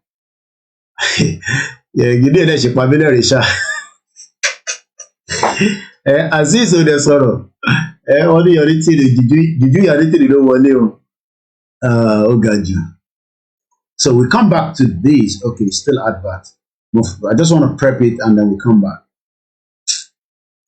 All right, we'll leave this for now. So focus on this. Candle. China is bringing about 15.5 million worth of candle. If Ondo State was working, if Anambra was working, they should have allowed that 15 million not to come from China. Then the governor of your state should have invested in the people to produce the quantity of candle that the Celestial need, the church need, and the student. And they're very dangerous, especially candle has been, has done damage, when it comes to, fire in Nigeria, but now they are doing candles that is even much more, in a tech way, not like, the one there you can control it with your Wi-Fi and all that. There's a lot of different ways that technology has improved. So let's first listen again to our brother. May God continue to be with him. He's not doing very well. This program will come to an end at exactly 1 p.m. so that I can have enough time, let alone rest and prepare for Star Radio UK. And that way we would have done at least about close to 3 hours as we always do. Welcome again to the program. And thank you so much, Truth and Question. It is not in their hands. Because you know what? Power belongs to the people. Anything we want is what we're going to get. Once again, I want to ask this. Do you think this dream is realizable without a war? And are you prepared to fight another war? The question that Dele Momodu Bobi, asked Nnamdi Kanu, and this is why I need Latina educate more, talk about all these reasons, especially, Tabati Beresin some numbers, like I was giving right there before. I didn't realize that I wasn't showing anything. I was actually showing this. I want to see how it shows. Okay, at least it's still showing Lugard. So if you look at Lugard there, and we multiply and minus and minus and divide, and we are able to prove that Lugard was not born yet, even when Ijebu-Ode was a town and city. Because 1533, Lugard was born in he was actually born in 1858. I know you cannot say because Nnamdi Kanu's, is blocking it, and I don't want to move that because most certain is so well, at least you understand what I'm saying. So let's go back again to Nnamdi Kanu. Once again, this is still Koiki Media as we continue to educate and give all the reasons. We don't want to fight, then that means we need the masses to come out in large number, not 200, not 300, and shut down Nigeria, and the world will listen to us. And if that is not going to happen, then we will continue until we are all ready. This dream can be realized without a war. And let me put it this way, as soon as the people, the various ethnic groups in Nigeria realize what Nigeria means to each and every ethnic group, they will subscribe to our position. So it is realizable without a war. Before the white man came, let me ask you this, because it's an interview, which means you can ask me questions and I can ask you. Before the white man came, was there any Nigeria? Before the white man came, did Nigeria exist? It's a simple question that I'm asking you. Dele, did Nigeria exist before? It didn't, no. It didn't exist. Then why are African people, black people dying over something that they did not create? Did any Yoruba man create Nigeria? The answer is no. No Igbo man created Nigeria. No Hausa man did. No Fulani man did. No Kanuri man did. No Jukun man did. When you come to Nigeria, it's always a debate about it is our turn. It is our turn. It is our turn to rule. Now there are over 250 main ethnic groups in Nigeria. If you keep rotating the presidency every 8 years to each and every ethnic group, times 8 by 250. How many years are you going to get? So some people will die many times over. They will reincarnate many times over. The presidency hasn't come to them. Nigeria is a joke and an absolute mess. It was not created by... And Nnamdi Kanu is right. Dele Momodu is a very, very highly intelligent man as he's sitting down there. He knows, but, Dele Momodu was fighting to bring Atiku to come and govern people that don't speak the same language. He actually studied Yoruba at Ile-Ife. That's what he studied. He's a very intelligent man. But these are the Yoruba elite. There's so many of them, but we have to keep bringing him because he is he's a figure man. I mean, public figure rather, not figure man. Public figure, and is also someone that endorsed openly, Atiku. So when we talk about Dele Momodu, not because we want to disrespect him, it's because these are the Yoruba elite. Because Dele Momodu should be the one educating somebody like me to say, Aburo, Yoruba nation, yes, talk about this one, talk about our history, talk about our this, but rather he's talking about, and they are all concerned about themselves. It's all about a minimum. Because when you look at him now, he might come out and say, but Koiki, I fought during MK Abiola. But we all know that, even MK Abiola is a bomb bastard. Because MK Abiola was a criminal. MK Abiola destroyed Nigeria, just as Tinubu wants to come and destroy Nigeria as well, because Tinubu is not going to offer anybody anything. It's all lies. But rather than these, our Yoruba elite, we have two problems. The Yoruba politicians, those ones are the real criminals that we must deal with, and we have to deal with them so that we can move and progress in this Yoruba nation quest. If you're not going to deal with them, they will continue to subjugate our people using the influence of the fraudulent system that has been created by the colony. And each time you want to go out, you can see that Lagos State government quickly bring guns out. Hey, no, we can't tolerate that here. But the moment we face them and say, we no go agree, then it will become a confrontation. But our people don't want confrontation. But we can allow the Portuguese explorer in this part that I just showed you. These are Portuguese explorers. When they were coming down to our city, they were killing us, they destroyed us, and yet some of them died in the process. But today, we want to be God. And the same God that you are serving, they are bringing the candle from China. Is that no be juju be that? The same God that a lot of the Celestials and the Kerubu and every one of them, which I love. I've told you I love the white garment. Maybe because we have, line or because I know that, my great grandmother, is a white garment as well. But candle then low is not done in Nigeria. One law import the wallet to China. Even if the one in Nigeria, some people are not going to buy it. They'll say it's fake. We can't buy the candle in Nigeria because we can't trust it. And the Chinese that is giving us the candle doesn't belong with Christian. They are Hindus. They are Buddhists. Chinese don't believe in Christianity. Oh, you don't know that? The Chinese don't believe in Christianity, but they are the one producing candle that the Christian in Nigeria are using. Nobody do with that. So you are now saying that they call them now. How? So are you going to tell the Chinese that is producing the candle that the Chinese or China that is producing the candle? You must be crazy.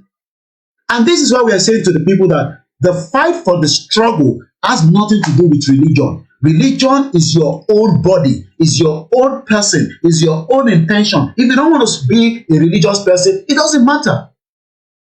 But what they've done is they've destroyed our own culture by saying to us that, hey, don't talk about Ogun, don't talk about Shango, don't talk about Oya, don't talk about this. No. Quick, you bó ṣe máa ń gẹran yẹn, àwọn pastor ní kò dá bó ṣe ń gẹran. Ṣé ẹ̀yin àpá àpín pẹran? Ìbí tẹ́ bá máa pẹran níbi símìlà ẹ̀gẹ́ orí ẹ̀ẹ́dẹ́gbẹ́ ẹ̀já jáde. Is that not the same thing that they are doing as a Yoruba culture? What is wrong in that? Oh, okay. Because Ile Babalawo that big church. Maybe our Babalawo should start having a big, like all this big church. And then modernize it, put air condition there, and then we go there with our wife, we sit down there, and when the mama I'm a little screen, and we can make it in a modernized way. And that is why the first 10 pastors are making good money on YouTube. But people believe in them because they are communicating with them. But tó bá jẹ́ pé àwọn oníṣẹ̀ṣe nísìn ló wà lórí YouTube tó ń pawó nísìn, àmọ́ ní no, don't show this thing. Mad people all over the place. And we are literally, according to Okay Kayode, mo gbàgbé yín síbẹ̀, ìyá mi Buleti Wole, I just saw Yogi. I don't greet anybody, like I said. 2 people we cannot greet, or we cannot afford not to greet on this platform. Iwa Pelwewa ti Yogi. I just love those names. Moki Ibiyemi, Eku Muduro fún wa ní Kútọ̀nù níbẹ̀. And I saw, the job that you all did over the weekend. So we are losing our cultural value, and that is why Benin Republic she need cultural value ju Yoruba land lọ. O lè parọ́ fún wọn níbẹ̀ ni o, tó bá parọ́ fún wọn bí ìṣẹ̀ṣe tó gbé dání, ó máa jẹ́ tán ni ọ̀bẹ̀dà. That is why they are still, àwa láti lọ pollute wọn, not dilute wọn. Àwa Yorùbá tá à ń lọ síbẹ̀ láti Nàìjíríà, àwa la lọ ń pollute àwọn tó wà ní Benin Republic. Ìṣẹ̀ṣe tó gbé dání ní Benin Republic confam ni wọ́n gbé dání. But àwa láti lọ síbẹ̀ láti fi owó entice wọn too much, láti manipulate mind wọn. Ìtí Fábá sọ àní kó change it. Because àwa ti wà compromise, àwọn bomb bastard politician wọ́n ti ra gbogbo àwọn babaláwo tó wà nílẹ̀ ní Nàìjíríà. Yà bí ẹ díẹ̀ nú wọn, bàbá yẹn. They are all compromised. Thank you so much. Prince Eze Eyinacho also went further to say, study the air, experience the physical. It's quite a lengthy one. I have to read it. It's one of our brothers from the Biafra. I've known him even before Yoruba Nation, and we've known each other as humanity people. Study the air, experience the physical and spiritual presence of God everywhere, and behold mortal, being grandiose, delusion, arrogancy, assumption, fabrication, stupidity, foolishness in the things they worldly claim. What is more insane than to behold and accept the presence of the air in Yategun prior to the arrival of everything living? In this transit life, and acknowledge that nothing and no physical living in this world created nor can control the air. Who can control the air is what he's saying. As they are traveling to the space and Mars, my wife keeps saying, I hope one day you will see all these alien on there. Because every night I want to go to bed, I'm opening my window, maybe I'll just see one crafted thing in the space and I can take a picture and I'll be very popular around the world. So my wife keeps saying, I hope one day you will see people in the space. So as they keep going to the space, you know that when they send things to the space, They keep telling us that the air there is too much for them. They have to control the robotic people that they send there, even those in the International Space Station, which is exactly what Prince Eze Eyina Cho is telling us here. He also went on to say, God, orthography, and artisan in the air. The air in Ategun is a spirit. The moment we cannot breathe after a while, you will need oxygen. That is why they say I think one of the solar system up there, they say I think it's Mars. You will need a lot of oxygen to be able to survive. If you go there, you cannot live there. But they are doing exploration to get there. So that means that they cannot control the air. Even the one that is with us here in England, they can't control it. They can control the price of gas, they can control the price of food, they cannot control the price of air. But if you don't have the air, you will eventually die. Nobody will survive if Eledumare remove that air that we are breathing. If you remove it now, we will all perish and die instantly. We are just about 29 minutes before the end of this program. We're just moving around, but I'm going to come back quickly. Let me read more from Prince Eze, and then we're going to listen to Nnamdi Kanu, and then we'll start moving to the next plot as well. And later on at 6 p.m., I'll be coming on Naija Voices. We'll be looking at the history of the Yoruba people by Professor Adebanji Akintoye. You might probably read about 1 hour of it, and then we'll talk about some other issues surrounding the bomb bastard country called Nigeria that is literally holding us backward. So it goes further. The air is a spirit, a meaning is a spirit that is ever present in everything living and everywhere, seen and unseen. It cannot be locked. If I go out now, I will breathe. You cannot lock it. You cannot give me money, it's okay, but that air I will breathe is free. Lock out anywhere or any secret. It is already there before you arrive, and you'll be there after you die. You don't own it. Nobody owns the air. No government, even American government does not own the air. Russia government does not own the air. The air belongs to the creator that left it there. And you cannot bribe anybody that they say, Koiki, I will not give you air. The least is you put me like they're putting Americano in that confinement and they don't want to release it so that it can breathe a proper air. And what they can do is they can start putting gas, to distort its air. But the real air outside, they don't own it. And those that are keeping Nnamdi Kanu, one day they will die. They just die. They are outside, but they will die before Nnamdi Kanu is a spiritual man. They will die before Nnamdi Kanu. Nnamdi Kanu will survive this time, and you will remember for 200,000 of years to come. But these bomb bastard Yoruba Eli, the Igbo Eli, the Middle Belt, and the Hausa Eli, you are all bombo clad, bomb bastard. Let's continue quickly. It sees all, knows the secret of all your heart and ears. Everything you all have to say, but it cannot be seen physically. Nobody can see the air. Kiri atẹ́gùn, irọ́ ló pa. Ó bá lọ wẹjú, kó lọ fi nǹkan sójú, ó lè rí atẹ́gùn. Nobody can see it. As simple as that. Thank you so much, Prince Eze. Let's read more. It sees you, knows the secret of your heart. Air sees the secret of your heart and hears everything and everything you all have to say. It can hear. Even though I'm not there, they can hear. The air takes messages out. And that's why that bomb bastard woman, is bringing different energy out. We are bringing good energy. She's producing another bomb bastard energy outside, and a lot of gullible bomb bastard Yoruba people think she's on the right track. Mad people all over the place. I'm just jumping as well. When the air turns into wind, you see that wind that normally affects them in America, it will start moving everything. That's when it becomes dangerous. When the wind is going through, you go out and sit outside. That is when the wind, the air is getting angry. It gets angry sometimes. That's what Prince Eze is saying here. When the air turns into wind, it can bring down anything and anyone. It will destroy the satellite from the space. It will kill anybody. It will take you out, and nobody can stop it. The only thing that will warn you is don't go out. Go ikio ategun yeti oti dij. The Yoruba people say iji. The wind. When the wind goes, so people that think that you own this world, you don't own this world. The world owns you. The world itself. Mad people all over the place. So it can bring down anything and anyone it chooses, but no individual, community, country, or continent can stand in its way until it is done. tí ìjì bá ń lọ yẹn lọ sọ pé tí ìjì bá ń lọ ẹ ṣí atẹ́gùn open the window. I think Yorùbá people say ẹ jẹ́ kó ráyè kọjá, because bó ṣe ń bọ̀ yẹn is coming with speed. They know that we have all these things, but they are taking us backwards. But the explorer that came in 1533, Baba Akintoye told us that the Yoruba land has been existing 500 years before 1533, and you born bastard wants to keep Nigeria. Let's listen again to Nnamdi Kanu as this man. You can see his head there. Very, very intelligent man, Bob D. But he's still fine. And you see him there. You see him there. He will be taking his suitcase like that and take picture. They take picture of him. You know, take picture. Take picture. He's the elite.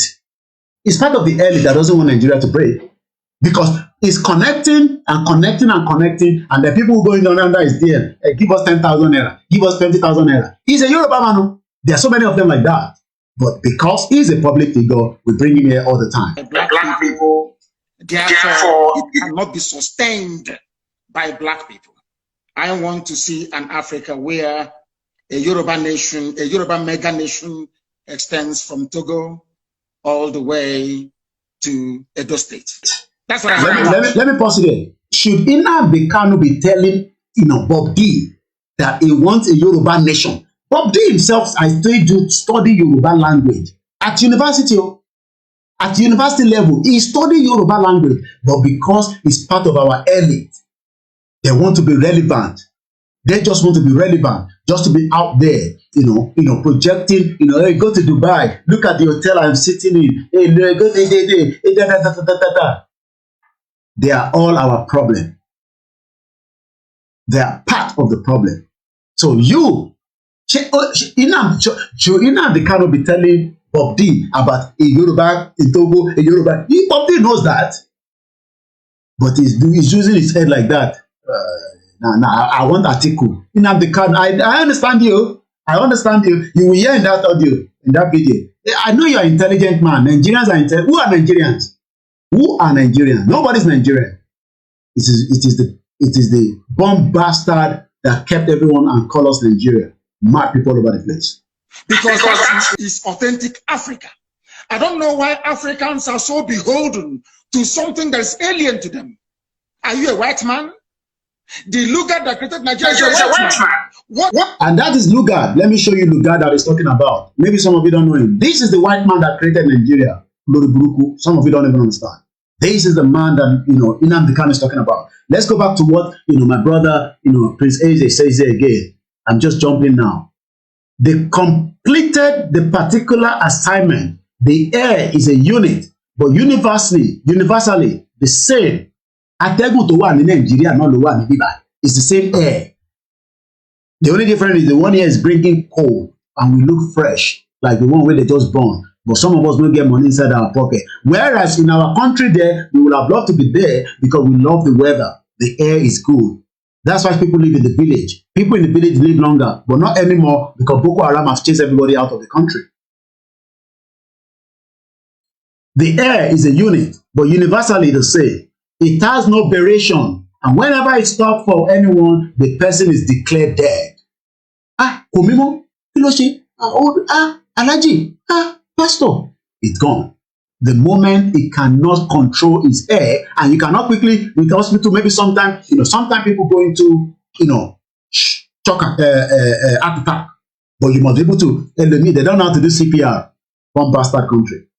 Check with the healthcare center where your Olori Buruku governor, Ekiti. Look at, is that healthcare center, Fayemi, and he can even call it Dr. Fayemi Healthcare Center. So, the moment the air is not there, think about it, we breathe. And we are not going to be here forever. 200 years from today, every one of us, including myself, we are all dead and gone. Gone. Finally, gone. History will remember every one of us. So, let's continue. And I love to put the date and time for the history to remember is that on the Wednesday, April 19, 2023, at about almost 20 minutes before 1 p.m., we were discussing the breakup of the contraction called Nigeria. Some people will watch the video 200,000 years from now. And I don't leave my video on the social media. Every time I finish, I double it, I download it, and I save it in archive, so that even if anything goes, I can know that I have my original copy. Because I don't own Facebook, I don't own YouTube. They can take it down anytime. It's not mine. It was a platform to her. So just quickly, move swiftly. Now stop asking for God when you can see the handwork of God through the air we breathe, and without which we are all dead. Stop impersonating God by pretending or acting God. It is a crime. It is sinful for one to act God through pretense or acting. It is just like the only thing, God. Stop acting like God. God, hey, communication for long. Get out. Lies. So àwọn tí wọ́n ń bá Elédùmarè náà sọ̀rọ̀ wọn ò mọ tán sọ. Èmi lọ́lọ́run fún ní òye yẹn. Èmi kọ́ o, Ọlọ́run ni o. These are the message that is for her from Prince Eze. This is actually for Iyoritin that has now turned Yoruba nation to Awada Kerikeri. Èmi kọ́ o, àwọn tèmi, ìyẹn tẹ̀mọ́, that is even a fraud. Èmi ò gbọ́ program yẹn, mo gbọ́ program Koiki o, mo gbọ́ program Ledike o, àwọn tèmi, which auntie? Which auntie? Bomb bastard. My people all over the place. Oh yeah. Actually, my build it Koiki Media direct one, but it's just straight by. But at least for now, they're not taking us down. The only thing is they've removed my monetization on YouTube. It's not the end of the world. If you want to support, you can go on our website. You will see how you can support. So let me quickly finish this. It is a crime. It is sinful for one to act God. Iyonitiri is acting God. So Baba Akintoye wa mọ Ọlọ́run mọ́. Iyonitiri nìkan ló mọ Ọlọ́run. Ìgbòho gan mọ Ọlọ́run. One bastard. Èmi lọ́lọ́run rán. Èmi lọ́lọ́run rán. Èmi ni o. Èmi lọ́lọ́run fún ní kiri kan. It's all crime. They're criminals. Scammers ló máa ń lo gbogbo method yẹn. And we all fall for it until tójú abẹ́rẹ́ sí clear pé ìyá yìí run 440. My grandmother before she died, God bless her soul, Alhaja ni multiply it by 2. 419 times 2. Wọ́n ní kò multiply it by 2. So Iyonitiri is like multiply by 2. Àbí mo ń ṣe èrè torí mo dárúkọ ẹ̀. Born bastard ìwọ náà. Born bastard. If I mention her name and you are feeling uncomfortable, you are a born bastard because she has actually destroyed the movement up to some stage, but we will revive it back. Born bastard. Can 40 media be lying? Ṣùgbọ́n náà tí mo rúkọ tèmi lọ sí everywhere. Auntie ẹ̀ tó ń sọ yẹn, I keep mentioning that name. Ìyá Fúnkẹ́ Bello told me not once, not twice that wọ́n ti mo rúkọ gbogbo àwọn media lọ síbi kan. Ibo mo mọ̀ tán mo rúkọ mi lọ. Born bastard. If I mention her name and you are not feeling comfortable, break your TV in your house and fight with your children. Born bastard you as well. Lè dà fún gbogbo yín. Iyonitiri kọ́ Iyonitiri ni. Shit. This is the best message for Iyonitiri by Prince Eze Yinacho calling God. The same God that they use to deceive millions of Yoruba people and Igbo people and Hausa people in the leverage that we are today, rather than the churches telling that we are indigenous people, just like this Olori Bansala. You sit down there, and he's thinking that, Nnamdi Kanu is giving him a message that he knows already. He studied at Ile-Ife, a Yoruba man, but he wants to go and support the Fulani bomb bastard Atiku to come and rule over so that they can steal money. And the Daily Momodu will say, I don't steal money. But Atiku knows how they don't. He's not. Daily Momodu is intelligent. He's not going to collect the money in account. They'll give it to him in cash, in dollars. And then his own children will live very well. And then in Yoruba land, the children that are suffering every day. A girl sold an 18-month-old baby for 662 pounds, or even less than that. Bomb bastard. If I mention Iyonitiri area and you are not feeling comfortable with it, you are bomb bastard as well. So let's read quickly because I only have about 20 minutes. So it is true pretense or acting. It is also a crime, and it is also idolatrous. Prince Eze, help me to break them down. This English is too much for our people here. Sinful for one to agree and accept or ignore, even though silent anyone or people pretending to be God. Iyonitiri has turned herself to be God. I communicate with God. This woman that nobody knows where she's living with her choco head. Born bastard.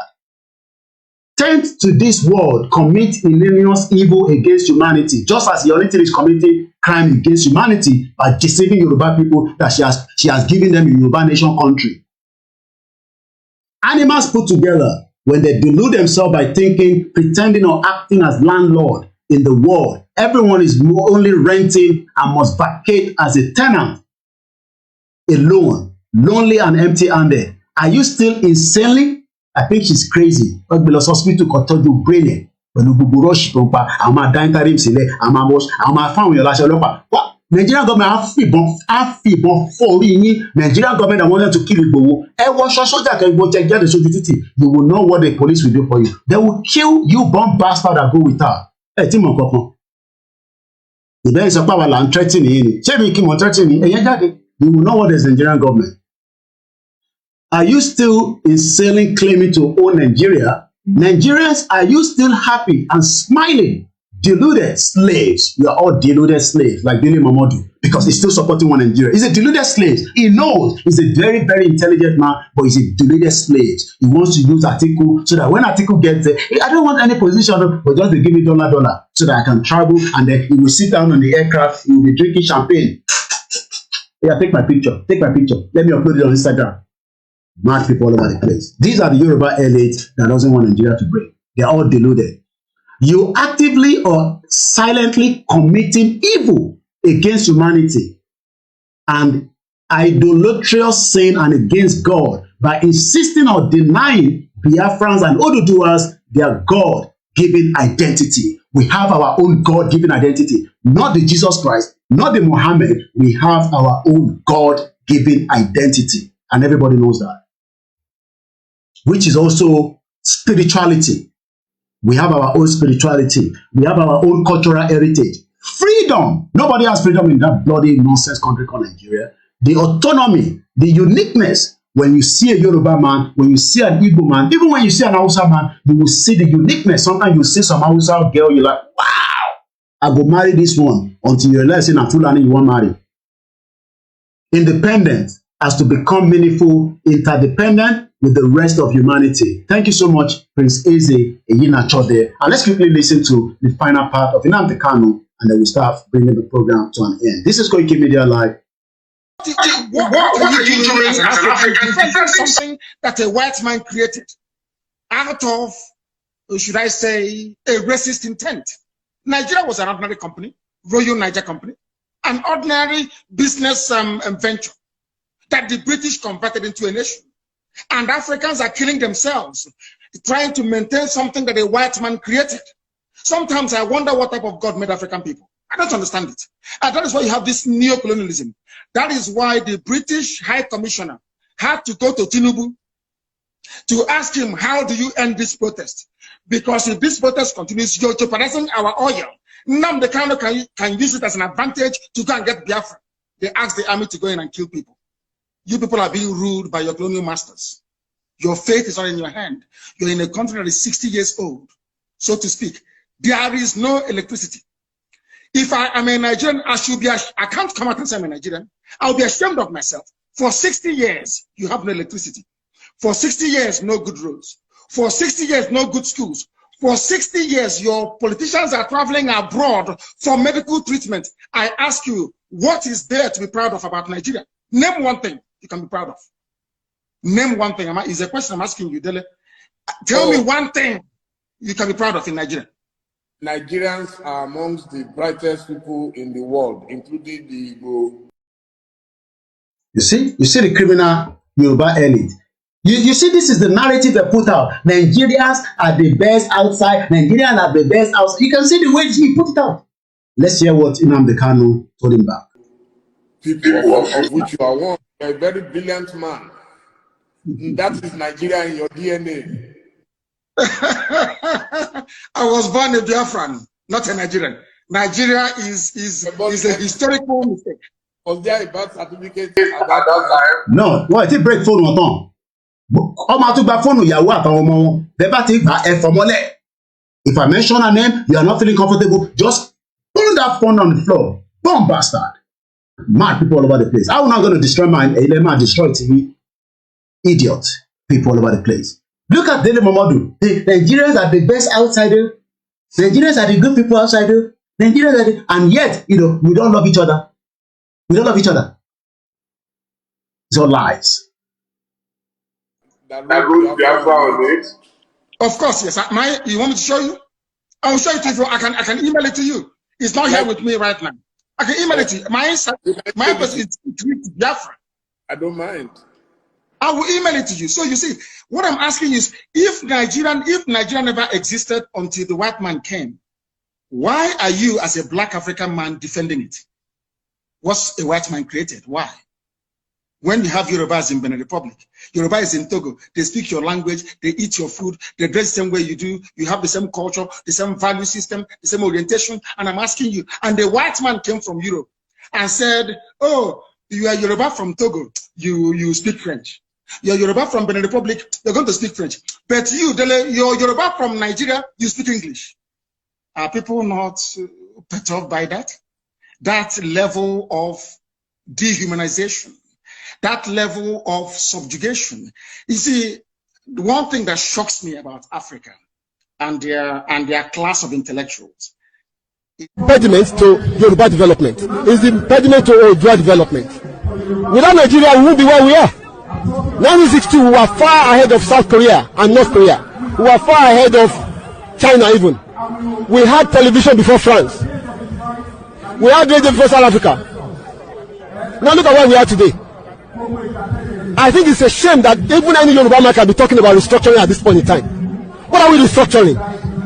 This country that is already shot to pieces? I don't think that's what we want. But they are always talking about giving Nigeria a chance. The patience of Yoruba with Nigeria has come to an end. If you don't allow we Biafrans to go, that zoological republic called Nigeria will be a worse place than Somalia, and today it is happening. And if you have not applied for your Somalian visa, please try and do so. Should I say Somali visa? Try and do so as quickly as possible, because the zoo is on the path of destruction, and there is nothing man can do to reverse it. Mark today's date and what I'm telling you. Nigeria will be destroyed beyond human comprehension. Which is it for you, Dr. Obadiah? Do you think the government is unwilling or unable to protect the people of Southern Kaduna? In fact, it is not only unable, it is unwilling, and we have good reason to feel that they are part and parcel of the killers. Let me make some revelations to you. That's a very big allegation, Dr. Obadiah. The government is part and parcel of the killers. Yes. That's big. Yes. Yeah. Okay. How would the government just say, oh, it is revenge killing and so on? Then you leave it there. Oh, because it is revenge killing and so on and so forth.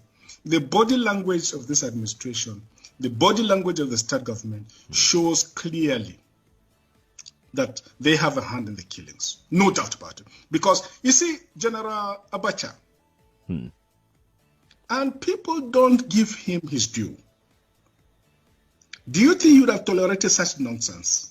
And let me make some revelations, because some of us also have our own intelligence networks. Okay.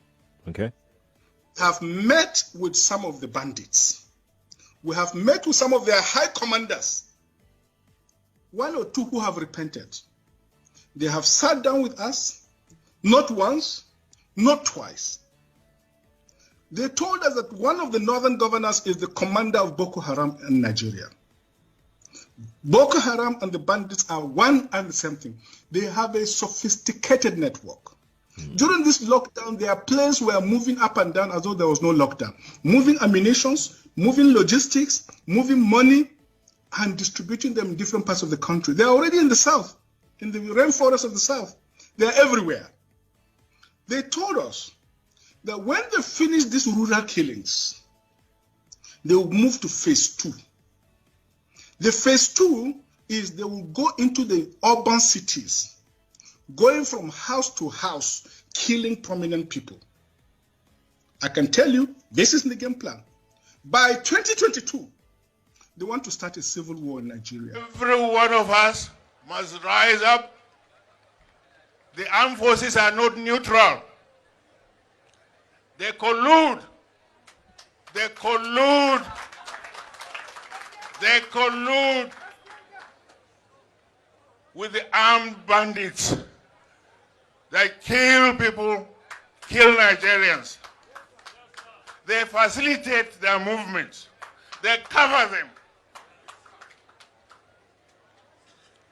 If you are depending on the armed forces to stop the killings, you will all die one by one. They wanted to be separate from the country that the British empire had imposed on us, which was this country of Nigeria, where they kind of took a bunch of independent nations who don't have anything to do with each other, don't even speak each other's language, don't relate. Many of them were even enemies and warring at the time, smushed them all together and drew these arbitrary lines around them and called them countries and named those countries. Right. And then said, now y'all get along and do a country for us and be a union for us.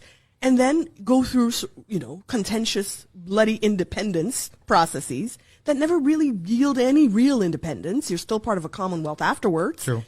And you have the eternal meddling in your affairs and the eternal extraction of your resources and the eternal fomenting of divisiveness and infighting in order to be able to control you. This is what an oppressor does, a colonizer does. These are tactics and strategies of dominance. Right. We were subjected to that as a larger unit of Nigeria. And then when the Igbo people said, we want our own thing, let's go and do that. Well, it so happened to be that the territory that this new country of Biafra was going to be in included very, very rich oil reserves. And the British were not going to let go of that. Wow. And the people that they had put in power, their puppet Nigerian governments weren't going to do that either because they needed it for the Nigerian project. Right. And Britain needed it for its own interests and uses. So Great Britain got directly involved in this civil war and in the war for independence and decided that they would do everything to make sure that Biafra did not go. Wow. And this everything meant directly funding genocide of the people of Biafra. The driver felt the wagon's tires rupture and decided to park the car with the hope of changing the tires. It was like a film. In a GC, motley crowd of armed men in military uniform came out of the bush. They fired at the boot of the car. Ahead of us, 5 of them came out of the bush. Another 2 came from the rear. My daughter screamed, "Mommy, Daddy, what's going on?" There was no time to say a word. They marched us through into the bush, firing into the sky. They hit me on my chest, hit my daughter on her head. Blood oozed. At this time, it was better to kill me. I shouted at one of the armed men. His response was hell. He went straight for my private part, tore my dress with his gun. The others ripped my dresses. I was left with my undies. My husband and my daughter started crying. 2 of them dug their teeth into my breasts. While attending a secondary school in Adamawa, I had lived with some Fulani, so I understood a few Fulani words. I started pleading, at least for my daughter. To my shock, at gunpoint, they removed the dress of my little girl. One of them carried her on his head as a baby, on his head as my baby struggled, shouting, "Daddy, Mommy, what's going on? Help me!" I could not help myself. We marched for 9 hours. I was half naked. My daughter was totally naked. Her tears was like a stream of blood on her cheeks. Our phones had been seized. We ended up in an ungoverned region in the thick of the forest. We met a well-organized group. There were some kidnapped victims. I saw 2 women, 2 ladies and 3 men. There were some people with their legs chained to trees. They were as if half dead. We were separated. I was separated from my husband. My daughter was taken away. I only heard her screaming intermittently. I did not know what they were doing to her. These men, now about 2 dozen, had a full kitchen. They had a huge camp and a traditional medical team. How can they say they don't know where these people are? How can they say that? But the camps appeared isolated from each other. We heard noises afar indicating it might be nuclear settlements of camps. Right in my presence, I saw them pack the remains of a woman. They took her and buried her a few meters away from us. She had tribal marks. I cannot describe the agony of 6 days in captivity in this little piece. I cannot talk about how they asked my husband to choose between myself being raped or his daughter being raped. My husband broke down in uncontrollable tears. One of them hit him saying, "Yoruba bastard, you dey cry, idiot."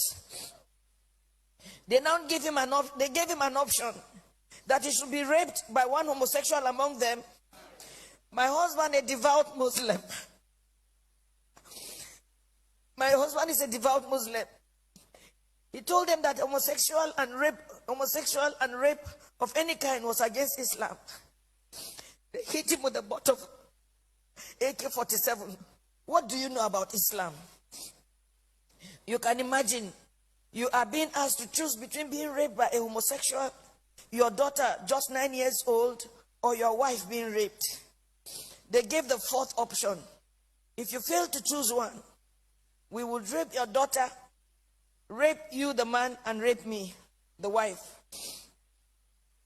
I made myself the sacrificial lamb. My husband begged, saying they should name any price. One of them asked him to bend down. 3 beastly criminals sat on his back, jumping until he was too weak to stand.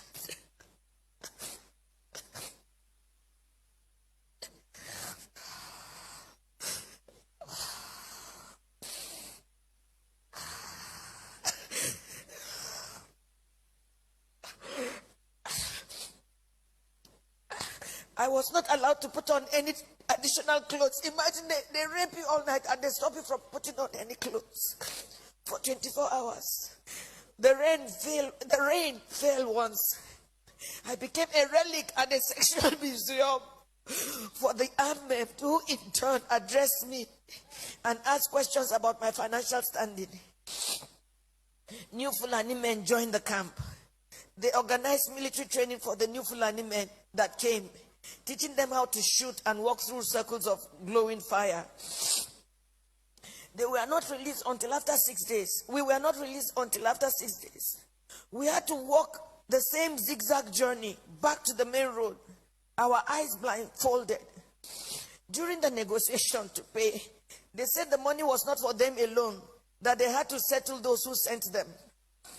For me, I see a thriving organized crime supported by powerful political interests.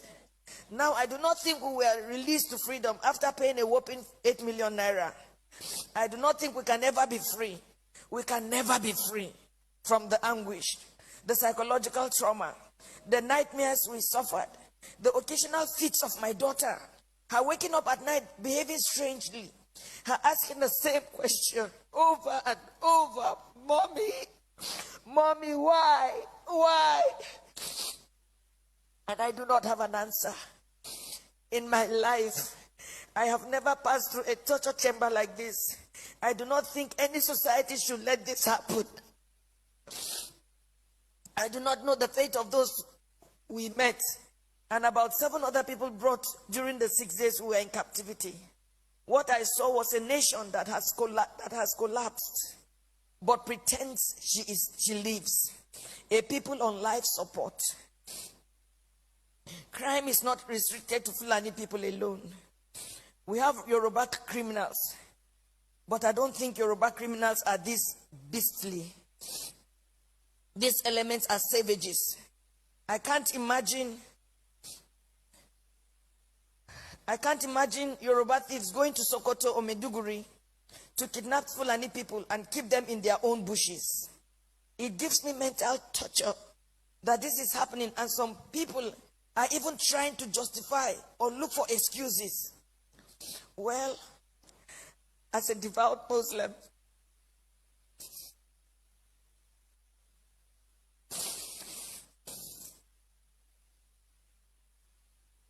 myself and my family have taken solace in Allah.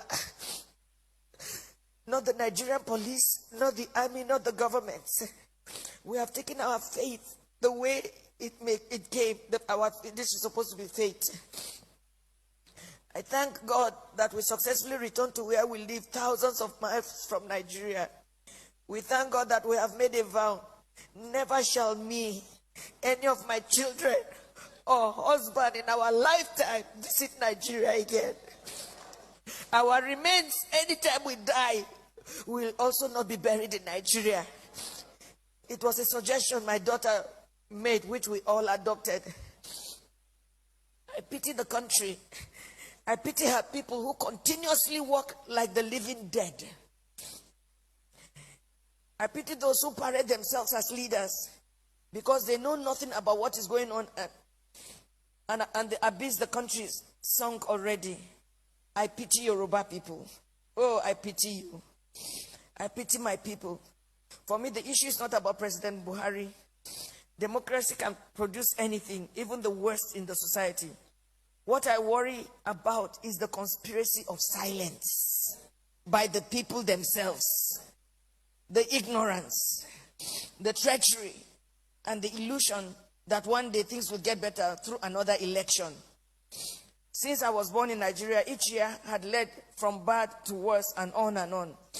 I do not have a solution to what is going on, but I think very soon hell will let loose upon the earth as long as there is no law and order and anarchy and the rule of brutes in the order of the day.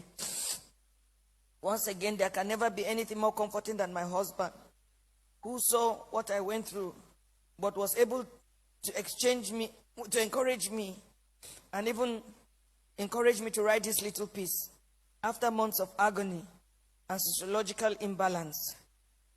Good night, Nigerians.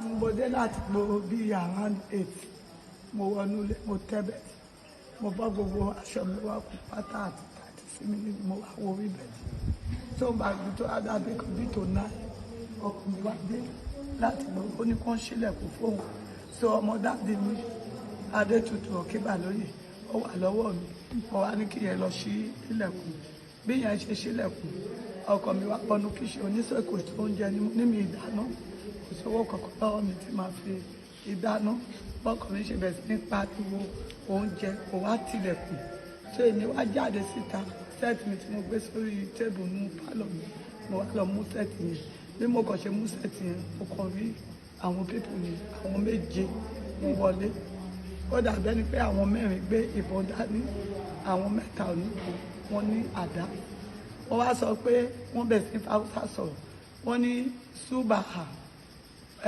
Fúlàní bá wọ́n ní sú kìnnápà ni wọ́n láwọn kì í ṣe Fúlàní pé kìnnápà làwọn wọ́n ní kí n gbé owó wá mo wá fi Haúsá dáhùn pé báńdé kùdí wọ́n ní àpò ìkùdí wọ́n ní báńdé kùdí wọ́n kí n gbó wá wọ́n ní mi ìlú tó bí kan ṣe gbá ìbọn mọ́ mi láyà ìkan tẹ̀lé ọkọ̀ mo pé ọkọ̀ mi làbá owó máa làbá ọtí pé màmá wo ọ̀ràn Fúlàní ó ti tó lé wọn ọ̀yẹ́ ọkọ̀ bá ọtí pé màmá ọmọ yẹn ló wà bẹ̀ sí ní pariwo tó bọ́n ṣe gbé mi dé wọ́n gbé mi lọ sẹ́ńtà ọ̀dọ̀ wa ibi tí mo ti ṣiṣẹ́ wọ́n ní àwọn ọ̀tọ̀ oníkálukú ti sá gbogbo àwọn tó lọ́mọ ládùúgbò oníkálukú ti kọ́ ọmọ wọn ti mo rí gbogbo wọn bọ́n ṣe rọ̀ṣù mi lọ sọ àwa lọ sí sẹ́ńtà àdàgbà abẹ́ni kọ̀ọ̀kan bẹ̀ ni bọ̀bọ́ ọkọ̀ màlátò àti ọmọ mi kan wá gbé mi sínú ambulance wọ́n á rẹ̀ sí ní hàn wọ́n ti gbé mi wá sílẹ̀. ẹ ṣe ti gbọ́ nípa ìròyìn kankan pa ọmọ tí wọ́n gbé. Wọ́n ti pè wọ́n ní ọmọ náà ti pè. nọ́mbà wo náà fi pè. nọ́mbà yẹn wà lọ́wọ́ Ajayi Muskala ẹ̀bẹ́ wọn máa Ajayi ọmọ àṣàmáyé nọ́mbà yẹn wà lọ́wọ́ ẹ̀ so wọ́n ní kọ́ ọmọ mi wọ́n ti gba gbogbo sẹ́ẹ̀tì wa lọ ọmọ mi tí wọ́n gbé lọ yẹn wọ́n ní ṣé ó mọ nọ́mbà tó lè pè ìyẹn wá pé nọ́mbà ọ̀rẹ́ ẹ̀yìn àdúgbò kò là lọ́wọ́ so ìyẹn wọ́n ní ìyẹn fẹ́ gbé sẹ́ẹ̀tì bẹ̀tì bọ́ tó débi nsì ó lóun wà lẹ́gbẹ̀ẹ́ olóun wà ní kó gbé kọ́ọ̀lù ó ní ọmọ mi yẹn ló wá bá òun sọ̀rọ̀ ó lóun wá bẹ̀rẹ̀ pé bó ló wà ó lọ sọ pé inú gbóná gbóhùn lòun ọmọ gbó ibẹ̀ pé ibẹ̀ ìjìnà so ó ní bọ́ọ̀lù wá fún ọmọ yẹn wá sọ pé owó ni wọ́n làwọn nídìí o so ọmọ mi wá fún àwọn pípù yẹn ní sẹ́ẹ̀tì wọ́n á bọ́ ọmọ yẹn sọ̀rọ̀ wà ní pọ̀lọ́kọ́ 10 million wa.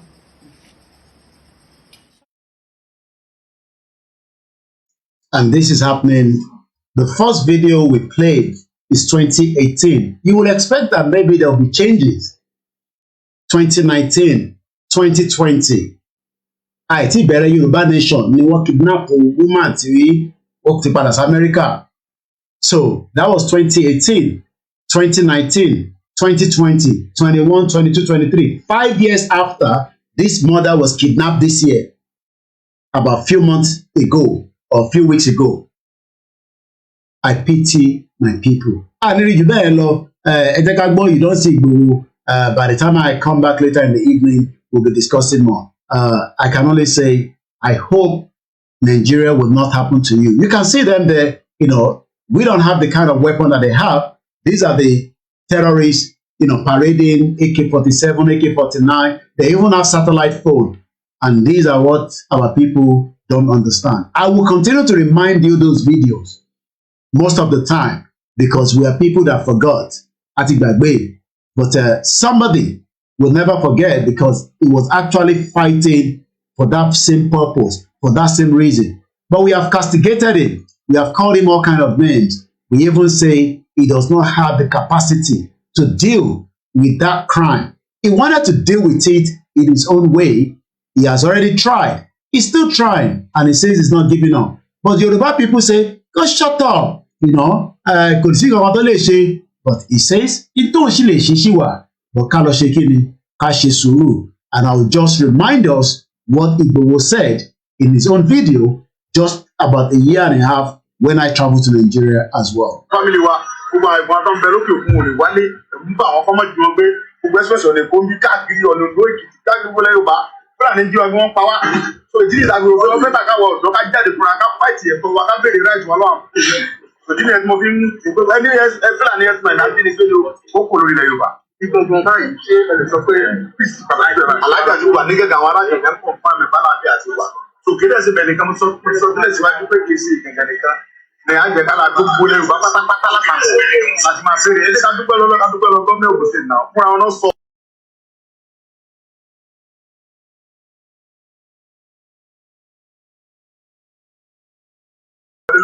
Kò ní gbà wá láì pé táwa pèsè àwọn Fúlàní ẹ̀sìn mẹ́rin náà. So fúnra ìjọba ló sọ pé ó ti tó gẹ́ fáwọn Fúlàní ẹ̀sìn torí pé àwọn tóun ti ìjọba lé lórí lẹ̀ ń pa. Ìdí ni ìta fi wá sókòtò ìdílé ni. Ṣé sábà wà lẹ́sẹ̀ tí gómìnà báyìí? Mi ò tí ì rí wọn.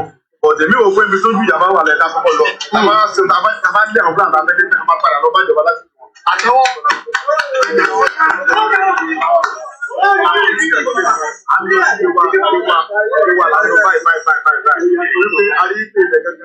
Àwọn Fúlàní ajínigbé náà ti ṣe jàmbá fún àwọn ọmọ púpọ̀ lé tó gbẹ̀gẹ̀gẹ̀ là ń lọ sí báyìí. A gbọ́ pé ọmọ Yorùbá ń gbàgbọ́ sí ṣóòtọ́ ni àbí ẹ rí sọ́kọ́ lọ́dọ̀. Èmi ò tí ì rí Yorùbá kankan tí mo lè sọ fún bàbá ni. Ṣètì wọn sàn because gbogbo Yorùbá ló dìde ìjà bá ń jà ìjà gbogbo Yorùbá ni. Ẹ lè rí pé àti Mùsùlùmí àti Kírísítẹ̀nì gbogbo ẹ̀gbọ́n ní ń jà. Èsì pé jà Ìgbòho nìkan. Gbogbo wa là ń jà gbogbo Yorùbá ló ń jà. Èsì pé Yorùbá kan ń gbé àbọ̀dẹ̀ fẹ́lẹ̀ kankan. Láti dúpẹ́ lọ́gbọ̀ àwọn tó wà ní diaspora ìlú náà ti dìde. Gbogbo àwọn ọba náà ti dìde. Gbogbo àwọn ọba ti dìde. Everybody ti dìde. Kò sí pé bóyá Ààrẹ Ọ̀nà Kakanfò rẹ̀ dìde. Ó bínú tó gbogbo àlà ń bínú papọ̀. Èsì pé Yorùbá kan ń tẹ́gbà bọ̀dẹ̀. Ìjà máa ń jà ìjà gbogbo Yorùbá ni. Wọ́n dẹ̀ ti dópin ẹ̀ náà kò dé náà. Yorùbá ní sẹ́ńdà. Bọ́dá Àìlànà àgbà. David Lucas. Jákàmọ̀. Jákàmọ̀. Jákàmọ̀. Jákàmọ̀. Jákàmọ̀. Jákìbọ̀. Jákìbọ̀. Ìbọ̀. Ọ̀gbẹ́ ti wà confused. Ìbá ti túmọ̀. Ìbá ti túmọ̀. Ìbá ti túmọ̀. Ìbá ti túmọ̀. Ìbá ti túmọ̀. Jákàmọ̀. Jákàmọ̀. Let's go. Orílẹ̀-èdè àgbéga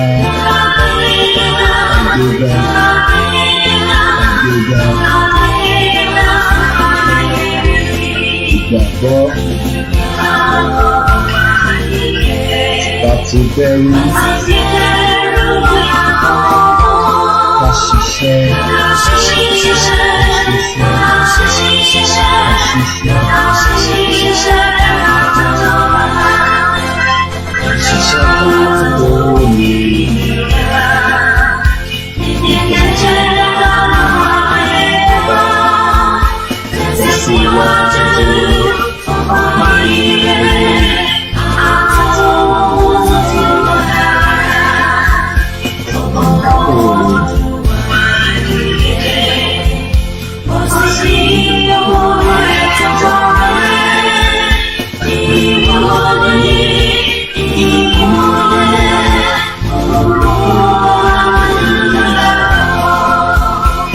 àwa ni ìmọ́lẹ̀ ògo adúláwọ̀. Thank you so much, Yawa Sarah, Homewa, Comfort, Justin Reason, Idris, and the rest of you on the Instagram and the Mixer now. I'll be back just about 5 hours from now when Starr Radio UK will be on. I'll be treating Professor Banjapi to a history book that we have. That will be the first start of that, and then later on we'll be doing it stage by stage. If Tabaka they are noted down just to continue to educate the people. Truth and question, thank you so much. Have a very good afternoon. Enjoy the rest of the evening, the afternoon, wherever you are. Yoruba Nation, no going back.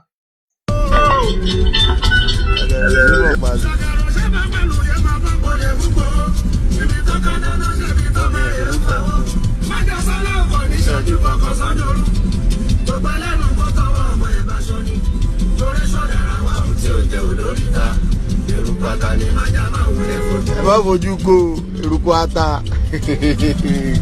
abẹ́ ń bẹ eruku ata tí o ti fojú kó bàbá wà gbogbo Nàìjíríà.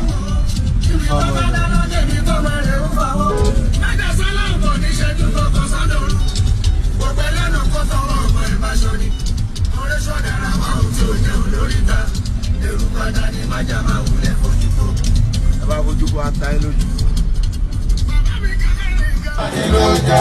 Ọmọ Oòduà. Ọ̀gá Fúlàní ló jẹ́ o. Yorùbá nation yìí ti gbogbo wa ni. Kó má gbọ́dọ̀ bàjẹ́. Torí kò sílùú mìíràn.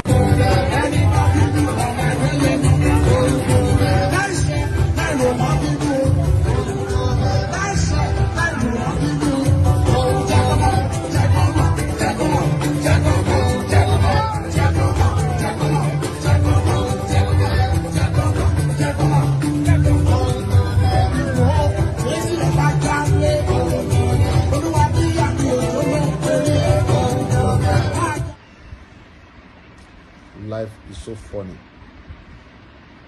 You come with nothing,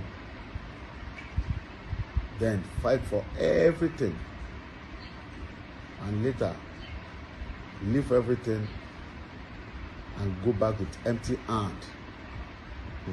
God is powerful.